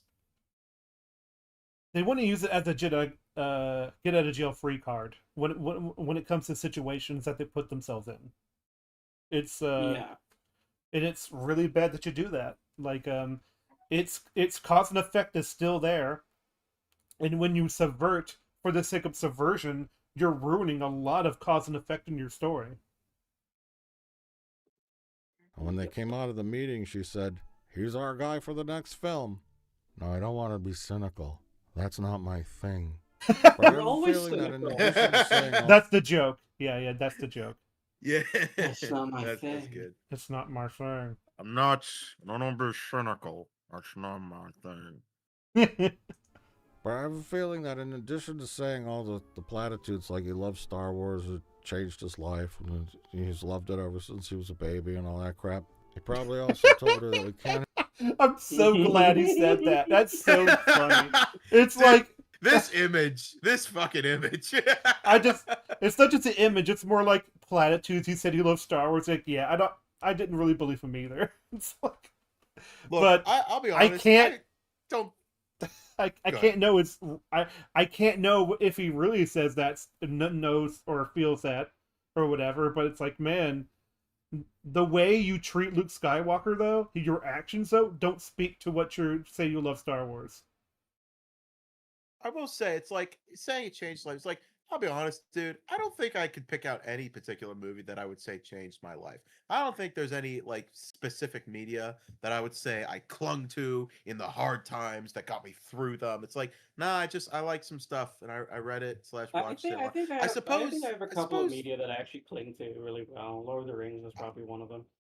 I suppose the MCU, when it started in phase 1 and 2, basically, that was pretty formative for me during my Okay. teenage years. And the Percy Jackson books for when I was in middle school, those were pretty awesome. But that's probably the extent for me. And it's probably because you don't watch a lot. Just kidding. I will say a lot Sneaky of fucker. movies did change my life, but that's because I was at an influential age. Where it's like it did teach you life death lessons. There is such a thing as evil in the world, and you do have to be aware of it. And then it goes to when you're growing up, life isn't so black and white, and there's a lot of nuances and stuff, but there's still a kind of evil out there you do have to watch out for, and you always have to bring yourself to a better point of being better than what you are now. It's a very way of how media sort of how art can really touch us all, sort of thing. I mean, yeah, that was Lord of the Rings for me. Lord of the Rings for me taught me a lot of very important lessons about belief and that concept of good and just being a good person. Batman and Superman animated series really Way taught me a more. lot. Like, it really did. Like, I love kids media doesn't talk down to people. It makes it rewatchable for adults. Oh yeah. Yep. Have these elderly whites be the heroes again. He was coming from a place of a filmmaker in 1977. Why did he say elderly and we're whites? filmmakers. I don't know. Why did you say Elderly that? whites. Like, whoa, Why dude. why that specific language? Why have to bring? Is that a race thing, or am I just like? I think he's making fun of how Disney usually is. I think he's talking about their hair, but let's say their hair. Loved it It's ever about since he was their a hair, baby and all that actually. crap. He probably also told her that we can't have these elderly whites be the heroes again. He was coming from a place Oh. of a 'cause filmmaker it's in Kathleen Kennedy, 1977. yeah. Mhm. Yeah. And we're filmmakers in 2019. And a lot has changed in the world. The generation Oh, no. of people that watched Luke, Han, and Leia are aging out. We gotta get to the kids. If you want your Star Wars to Oh, no. thrive, you've gotta skew younger. Have diverse characters. Have a glaringly obvious lesbian who tells the Glaringly obvious. Obvious You know what's lesbian. funny? Modern audience, quote unquote. You know what's Yeah. funny? When I first watched Last Jedi, I didn't interpret her as a lesbian. I was just like, Oh, man, no. that's I a think it's hair the- color. Neither did never I. understood Go the ahead. hair color, dude. The hair color always messes me up. It's like, why did you give her like loud pink hair and Tumblr fucking hair. put her? You gave her like what was the term that Wolf used? Tumblerina. Yeah. Yeah, you Tumblerina. Also, But I yeah, gotta it's give like props. you gave her a dress too. It's like the thing with like You're one a thing I keep military, forgetting, like, you're military. Even Leia. Leia when she in like Empire Strikes Back and stuff, she wasn't dressed up in like in a dress or anything. She was in like regular comfortable clothing. well, Yeah, they didn't have like full military like uniform. But when they she were, was like, in the Hoth base in most of the movie, and stuff, she's dressed in that wool sort of covering because and she never Yeah. changed. But it's like, but still, it's something that you can move. I could see that being like a military sort of adjusting uniform, not in a traditional sense, but more like it can be used anytime. Also, this Yeah. isn't really relevant to this conversation, but I have to give props to Laura Dern. I don't think she ever once got caught up in any Star Wars controversy. She played the role and moved on, and Yep. she's done other great stuff, and she won an Oscar after this for Marriage Story. Marriage Story. So yeah, Yeah, like she good on was, her for just moving on. She was smart enough to realize that maybe this character wasn't that great, so she's just not going to talk about it. Yeah, Oh. I've never ever associated her with that character, and I'm kind of impressed by that. It's funny how so many people worked with Star Wars projects and then never want to come back. It's so many people now. I always love Oscar Isaac's response, like when it says like, "What would you do if Star Wars?" Like, if I need another house. That's like the Michael Caine response, right? Well, Michael Caine joked about how it was a bad movie he was in, and he said, "I'm very thankful for that movie because it paid for this lovely beach house." Well, yeah, I haven't seen the movie. I heard it was terrible, but I have seen the house it built, and it's lovely. Yeah, I fucking love that. I love the awareness. It's like I was in a shit movie, but man, the house it built was great. Dude, he won an Oscar oh, that year oh. and didn't show up to the ceremony because he was filming that movie. I think my favorite thing is Halle Berry coming to the Razzies to accept the award, and she's like thank you so much for voting for me and this dog shit movie. Sorry, we got off track there, Falco. Well, no, it's fine. It's like there's a really good episode of The Simpsons where they have to award a certain film, a local film, and one of them, and like Krusty the Clown is being paid off because Mr. Burns made a movie and he wants it to win, and so like so he goes, let's just say it moved me to a bigger house. Whoops! I said the quiet part loud, the loud part quiet. Like, so it's like that. So that yeah. To thrive, you've got to skew younger, have diverse characters, have a glaringly obvious lesbian who tells the hotshot alpha male that he's an idiot, hint at a gay or straight romance to come, but no sex. Sex makes Zoomers cringe. No creepy macho white cis. Sex makes Zoomers What the cringe. fuck are you talking He's about, mocking. dude? He's just. I know he's mocking Zoomers, but at the same time, I know he's mocking Zoomers, but at the same time, it's like I don't know, man. A lot of Zoomer media is like oddly sexual. So, I think so. I'd like to introduce. Okay. So I'd Hold like on. to introduce you to a woman named Sydney Sweeney. No, I don't think that's what he's saying. Hang on, let me say let me introduce you to two shows. Very clean sex. Very clean no sex shows. I'm sure you heard of them: Euphoria and Sex Education. Yeah, I know. MILF Manor. What? MILF Manor. Yeah, that's for Zoomers. Sure. That's the sound of Zeddy vomiting in his mouth. So no, I think what he's saying is that this is what Disney thinks. He's mocking Disney, saying that Zoomers don't like sex. That's what he's getting from. So Okay, fair enough, but I feel like if anyone assumes this, they're stupid. oh, absolutely, Disney is stupid. Gay or straight romance to come, but no sex. Sex makes Zoomers cringe. No creepy macho white cis het alpha male stuff either. Oh, it had an Asian gal too. Haven't had one in the Star Wars yet. And no kissing. Kissing is sus and can only be done with permission or it's SA and problematic. Sex? Well, absolutely not. What were you thinking, bro? Also, killing your dude, main that bad guy to shock the audience. that moment right there, Oh it my might be Oscar God. Isaac's best acting moment in the trilogy. Like that was actually like a good face he made.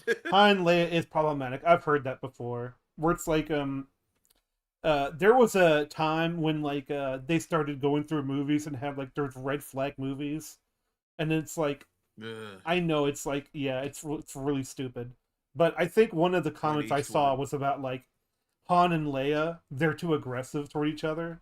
It's like that's problematic, and it's like whatever. It's like get over it. Also, I'd like to mention that Rose's kiss was not consensual with Finn. So. True. What were you thinking, bro? Also, kill your main bad guy to shock the audiences and ensure you've fucked yourself, story-wise.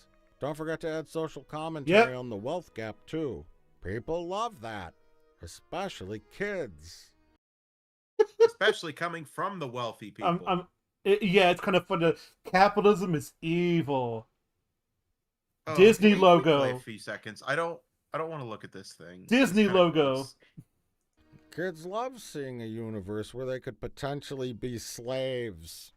Now, the Last Jedi left them in a I position mean, I think where I they don't didn't mind showing that kind of slavery to like kids. It's, like, it's fine. It's just part of like writing. But Anakin was in slavery for a little bit. I know it's like it's less about that and more. Again, literally look at the original trilogy. Literally had Jabba had slaves. Mm-hmm. Yeah. It's like no. It's more about the fact that they did the thing of It's on we're the gonna nose. be sympathetic and Yeah. well, it's also the lack of like sense of consequence. We're gonna free the animals and then not think about how the children might be beaten for this. Yeah, Which they are. It's all about like there's a bunch of choices that just don't add up to anything. So but no. I know what it adds up to. It adds to social commentary instead of actually just telling a story. It's like you're too busy trying to say this is the message. It's like a Jordan Peele film. And the message is defeat its greatest teacher or whatever. I've totally forgotten. Like it was supposed to be that they're literally doing the thing of failure is the greatest teacher. Yeah. Failure's greatest teacher, which is I'd rather. Well, have you heard of like measure twice, cut once? So it's like so you don't make the same mistake. Well, okay, I get the idea. Is that like a circumcision thing? No, that's the freaking Carpentry thing. Where it's like the whole idea is that like you do the measuring first, and then you do it again, and then you actually do the project. You don't just do it. You have to plan stuff out first before you actually do it. Do not listen to Shia LaBeouf. Just do it. Yeah. of their big bad Snoke anymore. So what do we do now? I don't know. Oh God, what do we do? Get JJ the fucking back. circus He'll only do it if he music. could write it. Well, Disney Star Wars is a circus. It's just not a really good circus. Oh God, Chris Terrio, fucking Chris Terrio. It's what was it? It's like a circus where Scooby Doo and them would visit. It's all run down because the monstrous Mickey Mouse is terrorizing the circus. Like, didn't Chris Terrio also write Batman v Superman? I don't know. No, I think that was Oh, yeah, I think he that was did. David S. Gory. Oh, he did. No. He did write for Batman v Superman. He also wrote for Justice League. Jesus. Yeah, I think that was also with David S. Goyer, who was also a pretty Argo. Ooh. Well, he did write Argo, and then he won an Oscar. And then the next film he made was Batman v Superman.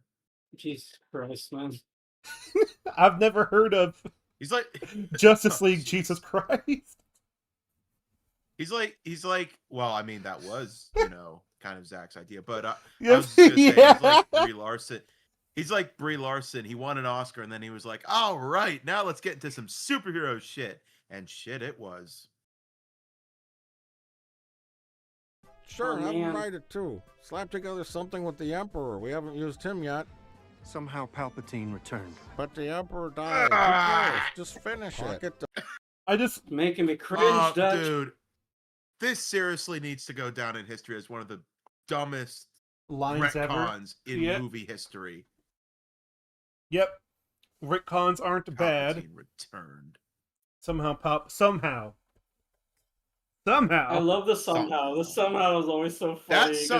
That it's like somehow you is can't doing believe- a lot of work.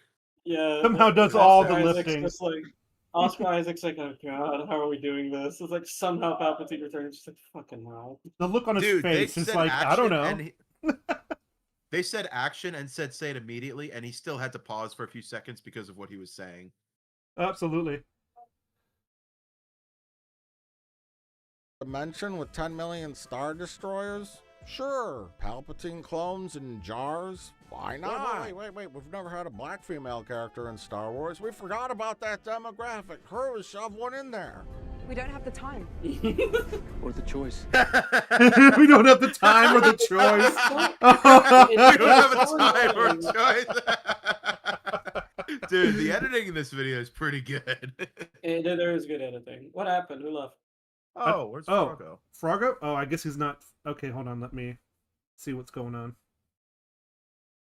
Oh. Froggo, no. Oh, I don't know what happened. So, if he doesn't feel like doing He got anything, struck it's by fine. lightning. He got struck by lightning. Oh, he did? No, I'm kidding. Oh, first film. Yeah, Toad getting struck by lightning. Froggo's inside his house. He got struck by lightning, and the lightning went. He's on his phone.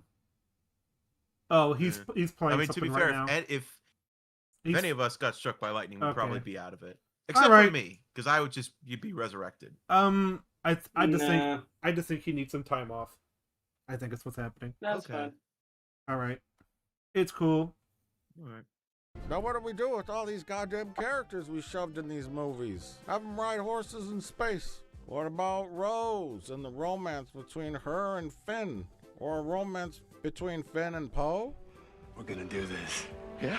Also no sex. Sex makes Zoomers cringe. It's made super cringe. Cringe. I love that Oh, face Teddy Finn had. Which one? Which one? Finn. Yeah, the fucking expression he has when he sees Han die is just oh my god. He's like the audience. It's like, wait, you killed him? Holy shit, you killed him, you bastard! Wait, did Rey and Kylo Ren have sex? Oh no, they fell in love and they kissed. That's not gonna age well. Oh wait, he died. Who cares? But Anakin and Padme kissed on the lips.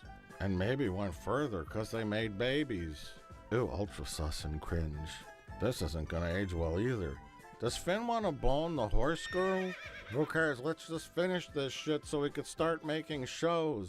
It's kind of funny that like there's not real criticism. It's just funny edits. This is. I mean, to be fair, sorry. It just feels like I'm like, well, we all know it's bad. Let's just skip over it. It's like, okay, thanks for that. Froggo. Mm-hmm. Froggo just said he wants to come back in. Oh, okay. Sorry. The thing is, I remember Red Meter said that Alkalite was good, so. Yeah. Hello. So yeah, I mean, I will say, Kylo choosing to die right after kissing Rey is the most accurate thing sorry. Oh, it's in terms fine. of romance in these movies. It's cool. Sorry, internet crashed for a bit. Oh yeah. Sorry about that, man. It happens. It happens to the best of us. It really does. I don't think. Did you get struck by lightning? Oh. Like everything else? Oh, we're on the Acolyte now. Oh boy. No, we're not. We're just sort of getting through shows. Nah, they just pulled up a picture of it. I'm just saying it's like they're not really doing criticism. It's just that they expect you to know that the sequel trilogy is bad, and I'm like, okay, we do. Look at this photograph. But we do, but it's like you need to do more than like inherit like criticisms that people know about. So. And cringe. Yeah, I'll be honest. This isn't gonna age well either. His talking. Does Finn is not want to very bone funny. the horse girl? Who cares? Let's just finish this shit so we could start making shows. Hurry up before the pandemic starts. What now? So I've said all this crap before in one way or the other, so what's my point? I'm bringing this back to the prequels. The recent rethinking of the Star Wars prequels. Star Wars prequels, he's really mad at people. It seems he's not mad, but he's upset that the prequels are getting more love nowadays because the sequels sucked. Well, it's also that the prequels were like dude. people are beginning to realize that the prequels actually had like some ideas in them that were actually They quite, had quite merit. cool. Yeah. And in fact, I think people are also discovering the. Yes, Vic. I think people are also discovering the prequel era books and content, stuff like Republic Commando, stuff like a lot of the video games and stuff, where it's like people are discovering, oh, the prequels had a lot of really cool shit besides the movies. Well, yeah, like. Yeah, dude, it's okay to admit that like they've made worse things than the prequels since the prequels. Like, why do you have such a stick up your butt about this? You know? Well, it's because he thinks the prequels are like really, really bad, and he gets annoyed that people think that they're actually kind of fun and good. Yeah, it's a weird thing of the prequels aren't great, but they're also not like the most horrible thing ever. They really aren't. Mm-hmm. That was his generation, sort of. I don't know what to call it, like the woodshed moment. like, I guess, where it's like, man, this changed my whole life about Star Wars. And now he expects people just to be like, no, you're wrong, it was the prequels. uh, oh man, sadness. It's kind of funny. I think I'm probably in the same age group, and I don't think like this. So it's like, I don't know. Doesn't really come from a place of discovering that they were really great and misunderstood films. I mean, sure, you can explain away anything, really, as having a secret meaning or intention, like a horoscope, where the quatrains... Wow, he's equating He's really the annoying. prequels to like horoscopes. He's like, how dare you like the prequels? It's just like a horoscope. Oof. He's got a bit of a hate boner for prequels. He does. Of Nostradamus. You can interpret that in any way you want. The act of going back to the prequels and saying that they were really good is partially nostalgia from those who were children at the time. I wasn't children at the time. Okay. No, it's like I was kind of a kid, but I was kind of a kid, but I when I watched the prequels, I was kind of older when I watched the prequels, and I still kind of appreciate them. It's like I understand how hilariously cringe the dialogue is. A lot of the acting is a little wooden, but there's also a lot of really good ideas that I actually learned to appreciate. I was probably like 10 or 12 when I saw the prequels, and I just thought they had really cool sword fights, and that's really all I cared about. Well, the thing is, though, it's like there are people who have nostalgic for them who will go back and do it, and it's just like, well, I mean, if we said that the original trilogy was good, is that nostalgia? Like, what's the difference? Like, well, those are good. I'm like, well, they like them too. I'm sure it's a mixed bag of things when it comes to the prequels. But when people say it's better than the sequels, they are correct. 100%. There are not as many world-breaking issues in the prequels. No, in fact, things that simply contradict themselves and ruin the story. George, like, at the very end of like Event of the is almost trying to, to put that big circle into the square. He's like, get in there. He's trying his hardest to make sure it makes sense. It's like, yeah, he's trying to keep. Like, ironically enough, he's the guy who's trying his hardest to keep continuity. Where does the square go? Where does the circle go? That's right, in the square hole. In the square hole. Yeah, that's what he was doing, and it didn't make sense, but at least he was trying his hardest. He tried too hard. Yeah. Meanwhile, Ryan and fucking JJ were like, "What's continuity? I've never heard of such a thing." Oh, it's not that the continuity, it's more like my continuity breaks more than yours. Oh, yeah? Hold my beer. Hold my continuity. Oh, yeah? Well, give me back the beer. True. That's not how you drink the beer. Well, it's just so funny that it went from JJ to Ryan. But it's also and a then back to rejection JJ. of the modern Disney era and the corpo think of it all. With the prequels, George Lucas was in charge. He was the visionary of those films. Yeah, he was still thinking like an artist. Absolutely. And that's why he was blinded, because it was his vision.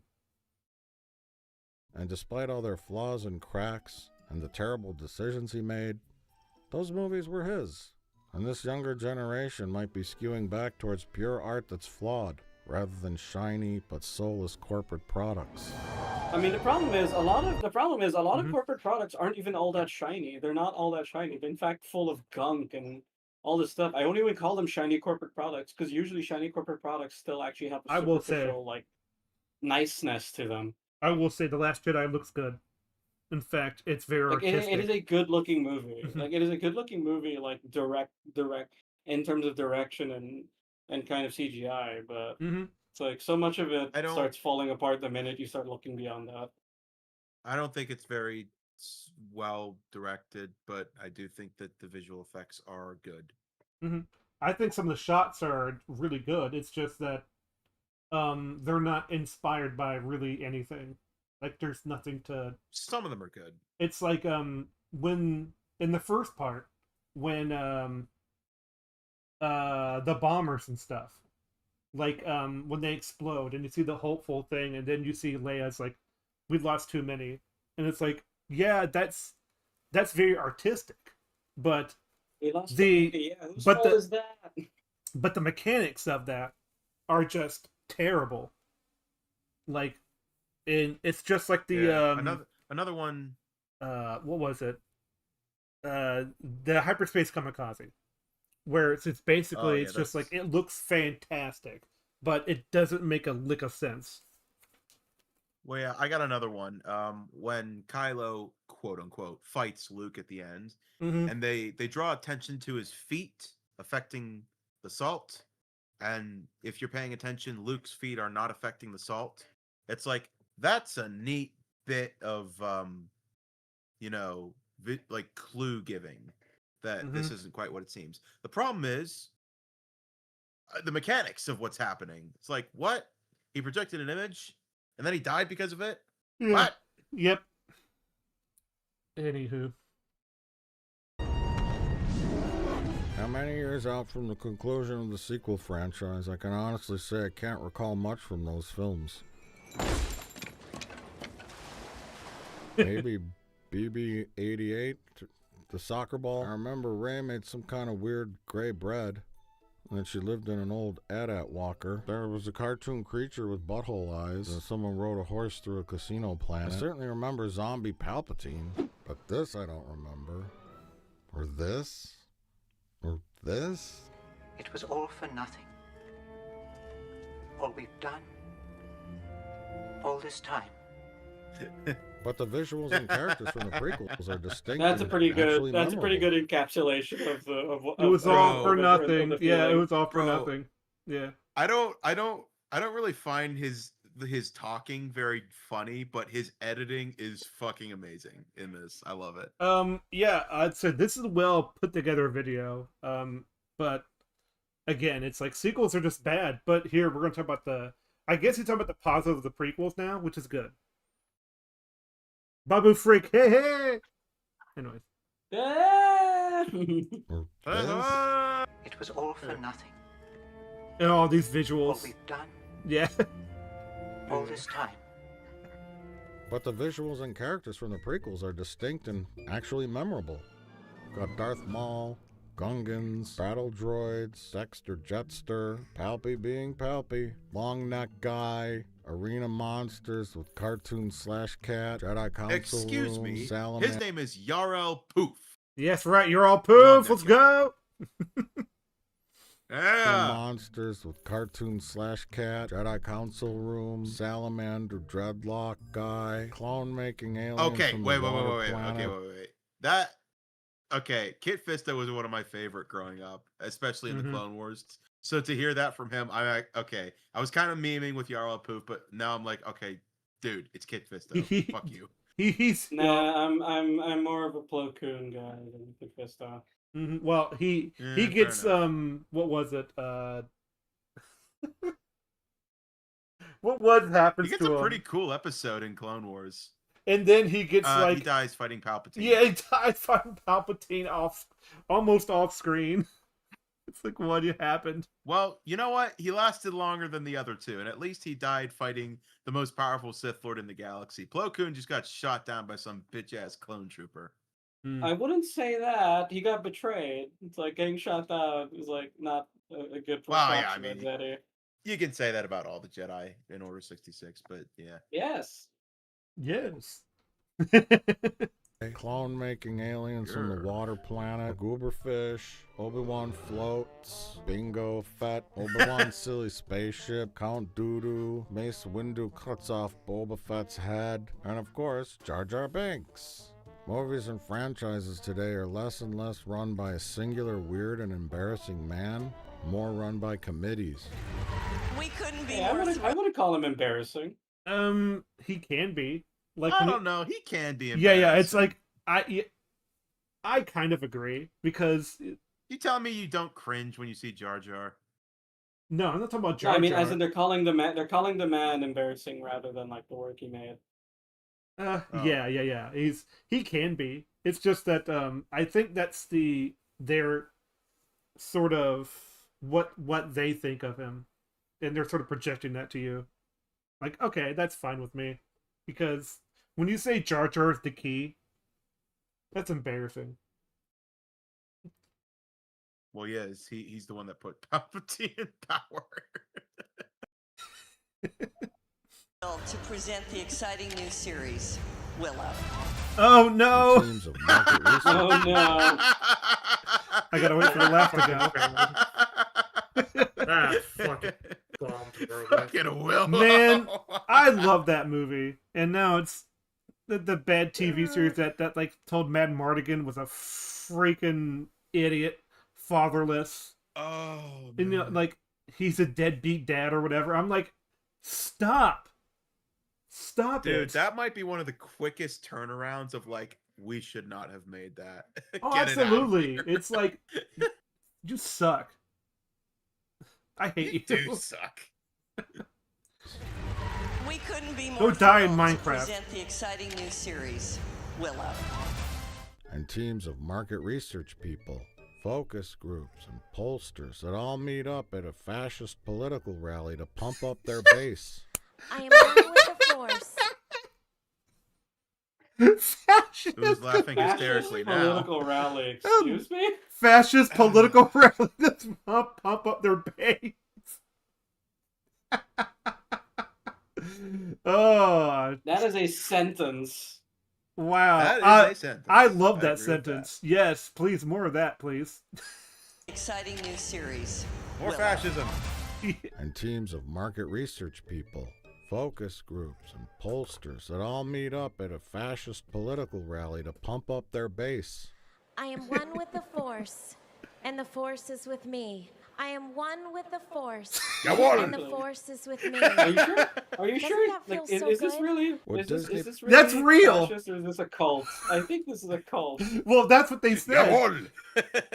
You know what that reminds you know what that reminds me of, Falco? Remember when we watched the DashCon video by Oh yeah, by Internet Historian. He was talking about how like Internet Historian, and then the fucking woman who goes like, "All right, now we're all gonna sigh in 3, 2, 1." like and you hear the guys like, "F you, Give me back my money."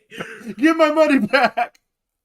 No, I Where's the thought money, Lebowski? I thought you were talking about the at the beginning of it when they all do like the sign from Hunger Games, and like we're all this together in TumblrCon. It's like Political rally to pump up their base. I am one with the Force, and the Force is with me. Dude, I that's am some one cult with the shit. Force, and the Force is with me. they're all doing Doesn't the that Roman feel so salute. good? Yeah. Would Disney put a third-rate CGI Count Chocula in a film? Probably not. So what the prequel revisionists are saying is that if you squint That's really Sand Hill, hard, isn't you it? could see what George was going for, which was odd and different, and attempting to say something about good and evil in a new way. Evil in the original trilogy. If you squint really hard at the prequel trilogy, there's something good there. I guess so, but I don't know how do I feel about that. It still feels just like a disparaging I don't know if remark. you have to squint that hard. Yeah, it's Yeah. I don't know. Squint that Like, but hard. you know what? I appreciate you trying to understand. I volunteer as I think tribute it's to more so. TumblrCon. I think it's more so if you squint really hard, it's good, as opposed to if you squint really hard, there's a good idea there. It's like, no, we can see the good idea. The problem is the execution. Hey, That's there what you have to go. say. Yeah. The biggest problem with the prequel trilogy, like the biggest problem with the prequel trilogy, because I like the actual the general plot they were trying to go for about Palpatine creating an army and basically instigating an entire war. It's like that's a cool concept. The problem is it could be condescending. the delivery of everything. The problem is the delivery of everything is so terrible. Mm-hmm. Well, It's a shame. It's that directing is like you need to be more stilted. No, more stilted. It's like, oh my gosh.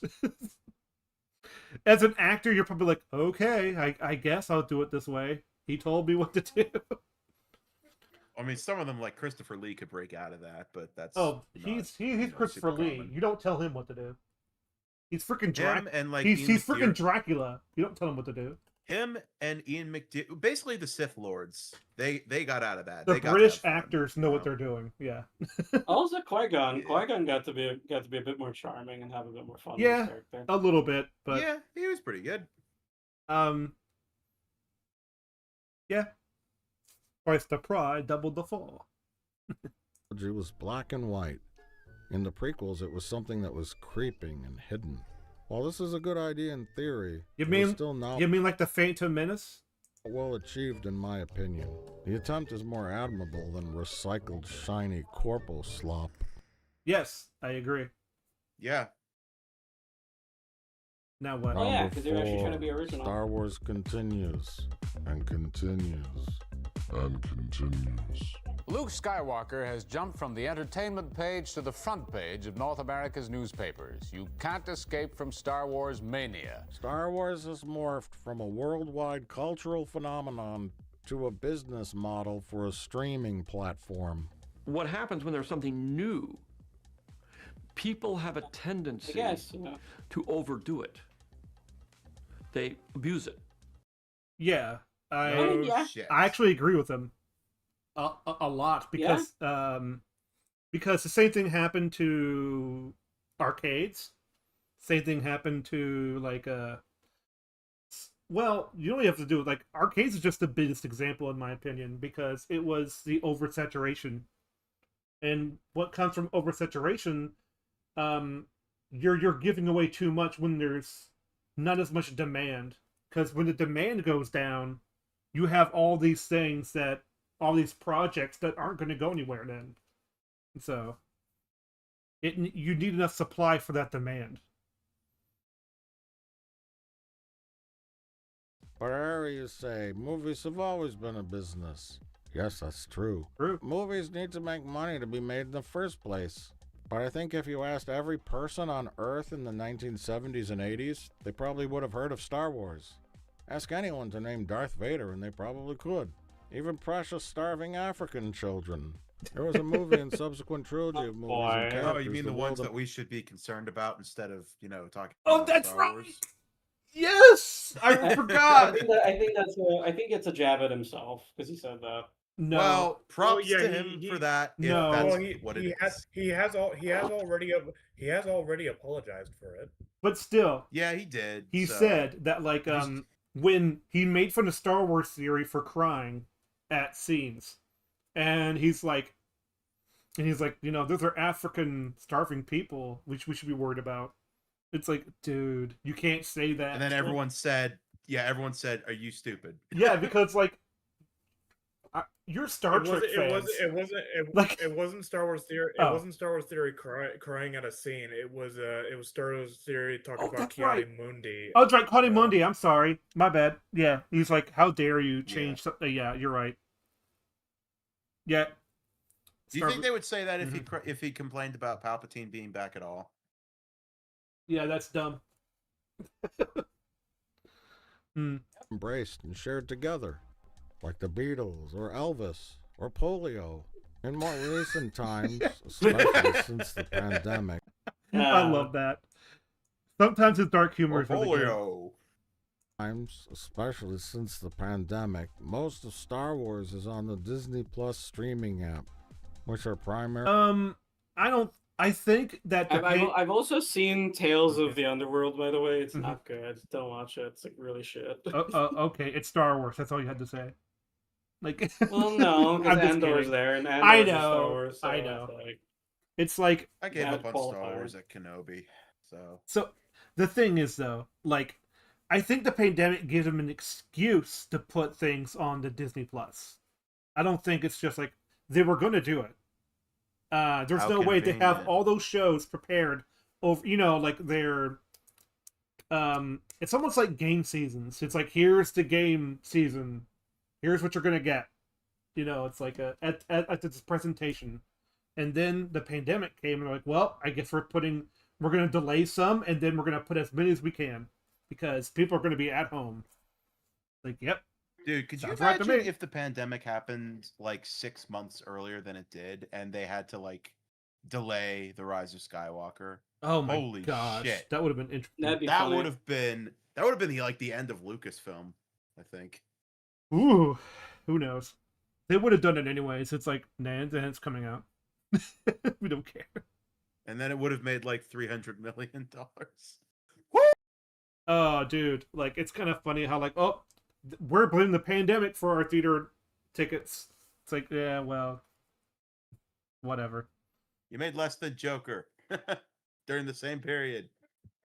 Early only series now, just to keep you subscribed. And if you have the Disney Plus app, you can watch all the Star Wars you want, movies and shows. Pre-pandemic, Disney did some shows, but mainly alternated between spin-off movies with the sequel trilogy entries.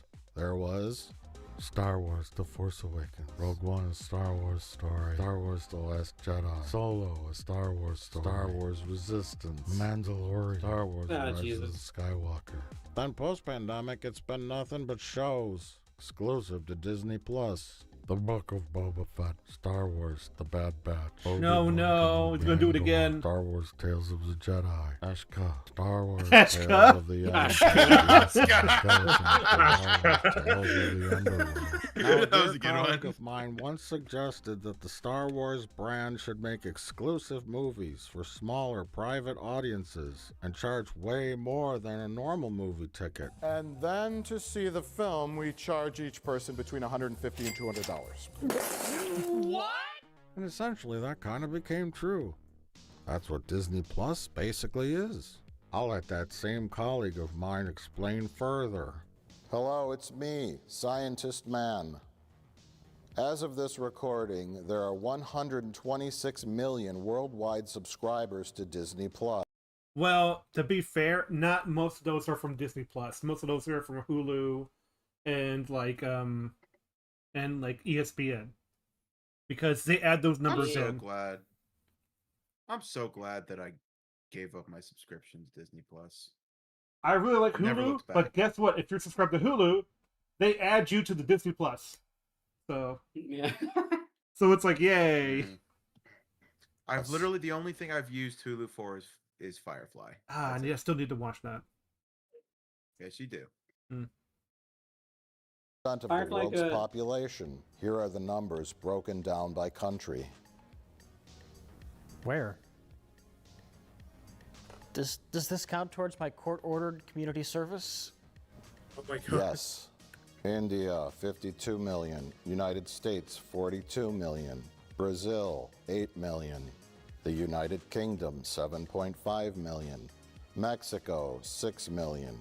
Indonesia, 6 million. Germany, 5 million. Who cares? Now, are people in India really doing it? Bro, how does India have 52 million subscribers? It's India. They have 1 billion people. Watching Inside Out, True. Star Wars, or perhaps other Disney products? Sure, maybe some of them are. But the high subscriber rate is due to the fact that in India, Disney has paired up with Hotstar, and that's the only way they can watch cricket. Into the final of the World Cup 2023. That is true. Indians are kind like of the like biggest cricket fans in the world right now. All right. Disney pairing up with ESPN here in the U.S. Yep. It's all business, you see. Smoke and mirrors, bundled subscriptions and lies. The U.S. does come in second with 42 million subscribers, but out of that number, how many of those subscribers are just soccer moms looking to put on Disney Plus for their kids to watch while they do laundry and dishes? I only have Disney Plus because I signed up 2 years ago and forgot my password. I wish somebody would wash my dishes. Now, if Do it you break that yourself, you fucking 126 million figure down even further by what He's joking, percentage of obviously. people are watching what on Disney Plus, according to my research and calculations, about 20%, no, let's be kind, 40% of all Disney Plus users subscribe to the service just to watch Star Wars products. I like Star Wars. Me too. Shut up. So now, if you calculate that out of the 126 million worldwide Disney Plus subscribers, only 50.4 million of them are watching Star Wars products exclusively, That makes the global population of Star Wars watchers on the Disney Plus streaming app 0.63%. That's less than 1%. So Star Wars really has become a private product meant for the world's elite rich 1%, bitch. Not really. So No, no. He's half joking, but it's like because it's 1%, therefore the richest people are part of that 1%. Like that doesn't compute. Ugh, I'm almost out of water. I guess my point is a whole chunk of the global population can't afford a Disney Plus monthly streaming service. But even poor people can see a movie every now and then. Even starving African children. Movies were escapism. My gosh, Okay, he yeah. always goes back. He's definitely referencing himself in that regard, and I kind of respect him for that. He's a dying African kid. What? Well, I'm saying he's making fun of the fact that he said that, which Like, is nice. that he's willing to Everyone make fun of can himself. go see a movie once in a while, which is true. Yeah. People forgot that, like, during when Disney did their first movie, not their first movie, but like some of their first movies, it was during the Depression. So it's like, yeah, people went to go see it anyway. Snow White, during the Great Wizard of Oz. Depression. Yep. In the olden days, TV shows were free. As long as you had a TV that was in range of a broadcast signal, and you could go see a movie of your choice for a nickel. Now things are different. Very different. And essentially, Disney has done just what I suggested. Make premier content for the world's elite population, just like their theme parks. Star Wars Galactic Star Cruiser is the first of its kind experience in the world. It's an immersive Oh, it's definitely the adventure. first of It its is part kind. interactive.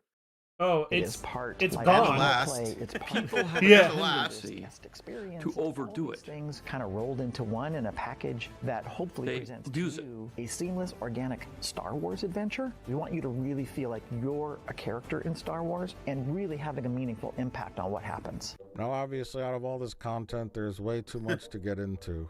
People either love it or hate it. What was the point of that scene? And boy, oh boy. Why'd you Angry Joe up there? Why? What was the point of that scene? Which is ironic because Angry Joe can simps just as easily for Star Wars and for other stuff. Like, I really need to watch his Alien Earth reviews with Frogger because they're rancid. They He are? Sim's current thing. So Wow. He can't criticize anything. No, like Angry Joe is a fucking movie simp, dude. I don't know why, because here's the thing. What annoys me so much is that his video game reviews will usually be decent. He'll actually like go into why a movie is like really good Game. or really bad. He'll actually Game. or He said a movie. game. He'll usually have some he'll It's have fine. he'll usually have pretty good like insights about video games and why like the plot is bad or the gameplay is bad. For some reason, he just can't spot when a movie's bad unless the movie is like blatantly bad. Yeah. Sometimes he'll follow trends.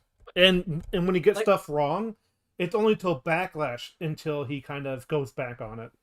Like, Yeah, like remember when he liked fucking Suicide Squad? She-Hulk. Oh yeah. She-Hulk was bad from the Thunderbolts. start, and he was like, "Oh man, it's not that bad." I have a theory. Justice League. Yeah. I have a theory about the games versus movies criticism for him. Mhm. Movies have to make their money in their, in the first month or two when they're actually in the theaters. And after they're Okay. out, then people usually start talking about their actual thoughts. Whereas a game doesn't really get affected as much because you can buy the game literally anytime once it goes on sale. So if they tell him don't say anything bad until it's out on disc and it's made the majority of its money, then you can speak your truth. Then I can understand him simping for movies when they initially come out as opposed to games. Well, the problem is he doesn't stop. I don't think simping. so. That's the thing. If you look at his like redid ratings for like the DC movies, he still thinks like Man of Steel is a great movie. Yeah. Well, that's because he's a Superman simp. But Man of Steel is still, sadly, one of those contentious ones. It's not like Suicide Squad where basically everyone agrees that it was shit. I like that movie, but it's not good. Like, it's not good at all. I hate that movie. No, that movie is like I don't shit. like that movie's movie. really shit. That movie has I- like one good joke in it, and then it ruins the joke. You know exactly what I'm talking about. I'm thinking of that one where Killer Croc is like, "Don't look at me, I'm beautiful." He's like, "Yeah, that's a good joke. I like that." Anyway. Oh, I was thinking of the one where Rick says you're where free to go, and then Captain Boomerang just leaves. He just immediately leaves. Yeah, he's like, okay, I'm out. Hey, let's not forget that movie won an Oscar for makeup. Yes, it did. Probably just because of Killer Croc. Which, hey, you know what? He looked pretty awesome. Well, anywho, yeah, it's a trash movie. It really is. Boy, do they sure love to talk about it. But enough about trash. Let's get back to Star Oh Wars. my gosh, who's this? Whoa, Let's see. Drinker. Drinker, don't know, don't Iron know. Knight's Drinker, that's Dark Hour, that's Metal Wait a Commander, minute. that's Rubber He's Iron got- Burnett, that's Disparu. Metal Commander? Whoa! He's got Yeah, Sean, Metal's there. Sean Chandler twice in there. Desperu. There's the Star Wars theory. Yep, Star Wars Theory. Yeah. It looks like DSP on the far right, but I think know see it's the not quarter- him. I think I see the quartering. I think I see the quartering. I don't see the quartering. I don't see him. Quartering's not there. Nope. But yeah, so everybody talks about it. Okay, and Yeah, it's like, yeah, Star Wars is a big thing. Of course people are going to You're talking about it right now, dude. as Nerdrotic just has said, it used to be the most profitable product in the entire world, and then now it's not. Like it's like, I feel like this is gonna be the worst part of the video. Mandalorian, deep fake Luke, Baby Yoda, or Baby Grok, or whatever it's called. The lame, Grok. slow, fat Boba Fett, Obi-Wan's fish market, Coyote Mundi's birthday party, Darth Vader grabbing a spaceship when he didn't grab a spaceship before, Leia's lame chase scene from Flea. I don't know what Ashka was, but some kind of alien. But in any case, Disney continues to. wow, it's kind of funny because if you ever go back on their old reviews, they actually liked some of that stuff. They liked how awkward it is. How Yeah, they were like, oh my god, it's great. It's so great, guys. I'm starting to think that he wasn't necessarily making fun of the people who talked about it. I think he's Yeah. just saying that's how big the discourse is. Oh, absolutely. The discourse is huge. Yes. And it's I kind of didn't think he was making fun. I was just yeah. yeah. So yeah, Metal Commander cameo. I know it's great. I'm glad he was there, but no Mauler again. Man. Anyways. Well, Mauler doesn't have a face, so. So what? I don't care another face. Well, I think he was trying to show YouTubers' faces. I know, but it's like you know. he gets snubbed by so many people. It's like no, show him more. But anyways, You will yeah, respect the long man. I don't think he was sort of like I don't think he was making fun of him. No. What was I trying to say? But oh well. Let's go. To throw spaghetti at the wall with all these shows and movies and planning of them and announcing them. You see, announcements help to gather interest ahead of time. ここ日本なので日本の雰囲気のあるお祭り感覚で一緒に写真が撮れるそういう空間を明日は作るのでぜひカメラを持って When Patty Jenkins was hot off her Wonder Woman movie, they announced she was going to direct something called Rogue Squadron. Remember that? Which I guess was she was gonna based do it on a because which her was based father on was a an fighter actual pilot? Video game, right? Or a book. well, it was not only a video game, it was also based off of the Star Wars Squadron book, the X-Wing Squadron books. That's I good. think Which he's are about which to are apparently say quite that- good, actually. I think he's about to mention how her dad was an RAF pilot. Oh. Well, I think Wonder Woman 84 really set, and Lucasfilm was like, no. Nah. Some of this shit could be rumor or speculation, or even just stuff that was on the table but eventually scrapped.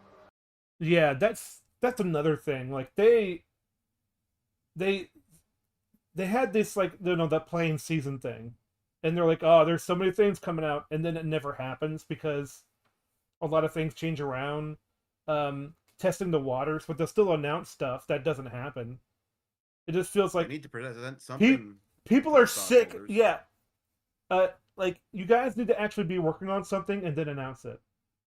Like, enough of this, like, future stuff. Like, nobody believes you anymore because of it.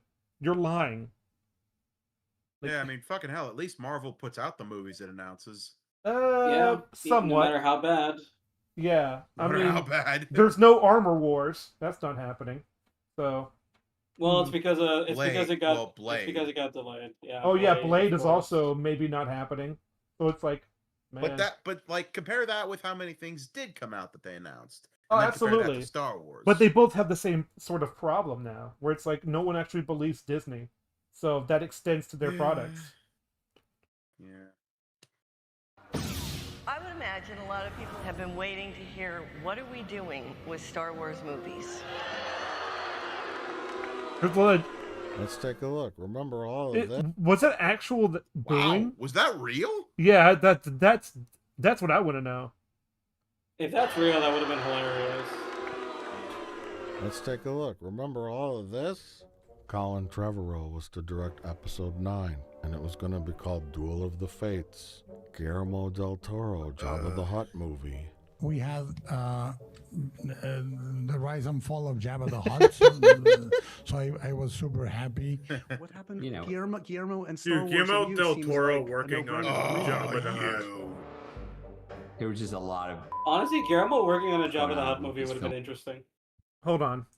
Well, Guillermo del Toro is just an interesting director. I want to hear what he had to say, because that sounded like they don't believe him. So. Oh my gosh, jeez. So I was super happy. What happened? You know, Guillermo and Jabba. Star Wars and you seems like. Defrost, Jabba saving the rebels at the end of the end of the game. A no-brainer for Greenlight. What happened? there was just a lot of going on at Lucasfilm at the time. Cancel Game of Thrones, guys. Star Wars trilogy. Cancel Ryan Johnson's Star Wars trilogy. Failed Rangers of the New Republic. Scrapped Kevin Feige produced Star Kevin Wars Feige. movie Rumor. What's up with the Star Wars movie? Is it happening? I know that's like, is it happening? Any Star Wars movie? Yours. No. Damon Lindelof's elderly Rey Skywalker movie. Not happening. A different Rey Skywalker movie. I'm very thrilled to be continuing this journey. Postponed indefinitely. But to me, out of the stuff that actually got I was made, really the hoping. most interesting. I was really hoping he was gonna play the clip where the director goes, "I like to make men uncomfortable." Oh yeah, that was one of the things from the Acolyte, wasn't it? Leslie No. Headland. It was No. Charmin Obey Chinoy who was set to direct the Ray movie. Now, Oh, okay, that's in right, yeah. context, she is. Mm-hmm. What country is she from? She's from the Middle East, right? And I- she makes like documentaries. Oh, that's right, yeah. About. She made documentaries about like the abuse of women in those countries. So, her saying that, there's more to it than just that. But the problem is, if you say that to just like the average American, they're going to be like, "Okay, I don't want to be in a conversation with you." Well, then don't project that to every man. Like, we don't live in that country. Yeah, maybe don't pick that person to direct the Star Wars movie. I don't care if they're a documentarian. I don't care if they won like 11 Oscars. Are they right for the project or not? Like, Oscars don't mean that much anyway. I mean, they kind of do because they show off your skill as a director, your skill as a writer, or your skill as an actor. Maybe.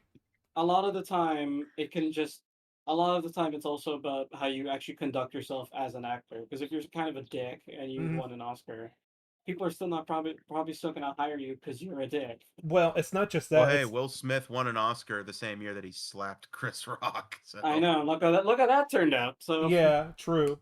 But there's also like I think a lot of it is how you conduct yourself. People getting it because they're in a movie that so happens to be the cultural thing of the year. It's like, yeah, all right. You're not getting it because of your skill. You got it because you're in this movie about modern times and how it reflects modern times. All right, cool.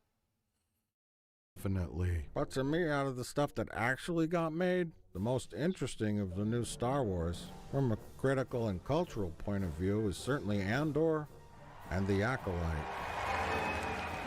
We finally got to the two things he was talking about in the very beginning of the video. Like, Yep. wow. Oh my The two turning God, points. It's been half an hour? Jeez. No. Yeah. Not yet. Not yet.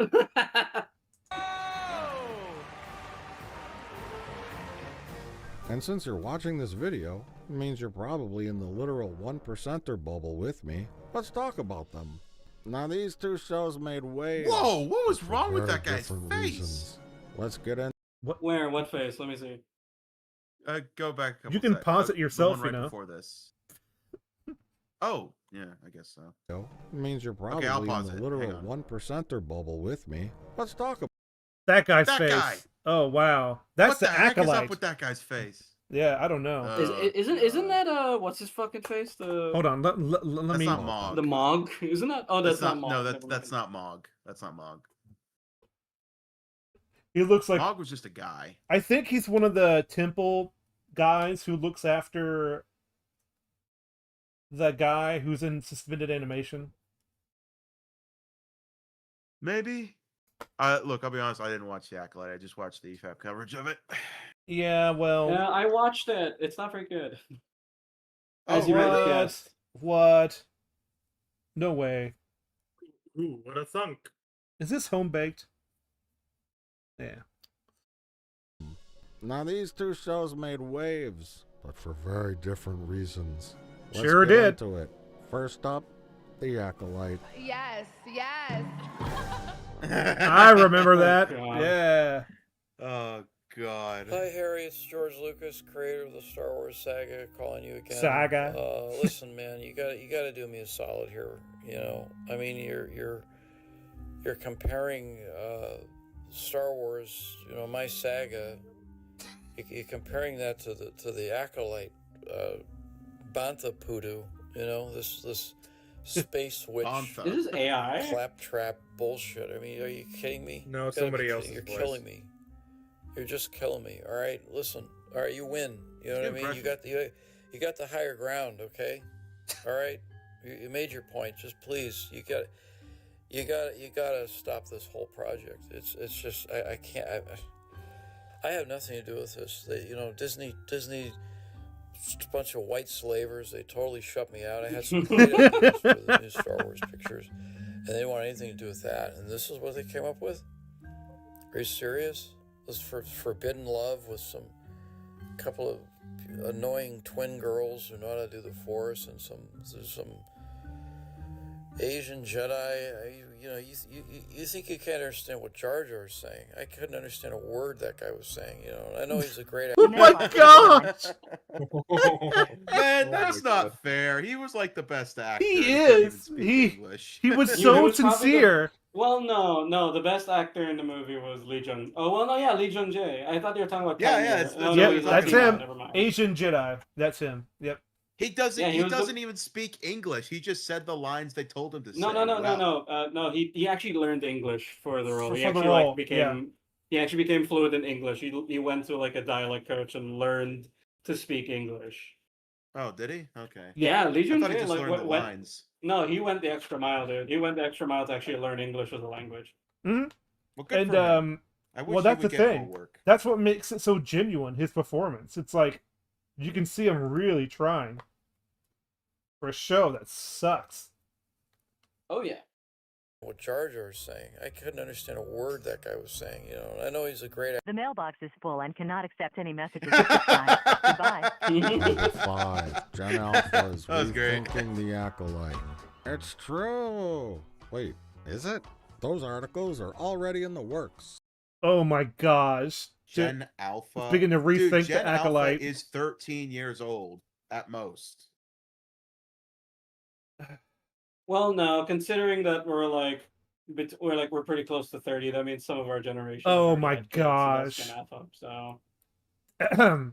The series was Well, intentional. I'm saying like 13-year-olds should not be watching this show. Staring. Like, that's what I think. Staring intently. Probably not. They probably shouldn't be watching any of this. But Harry, here we are. of one. The power of many. Anyways, the series was initially panned and review bombed, but now, as Gen Alpha comes of age, they're realizing the show was filled with amazing progressive ideas.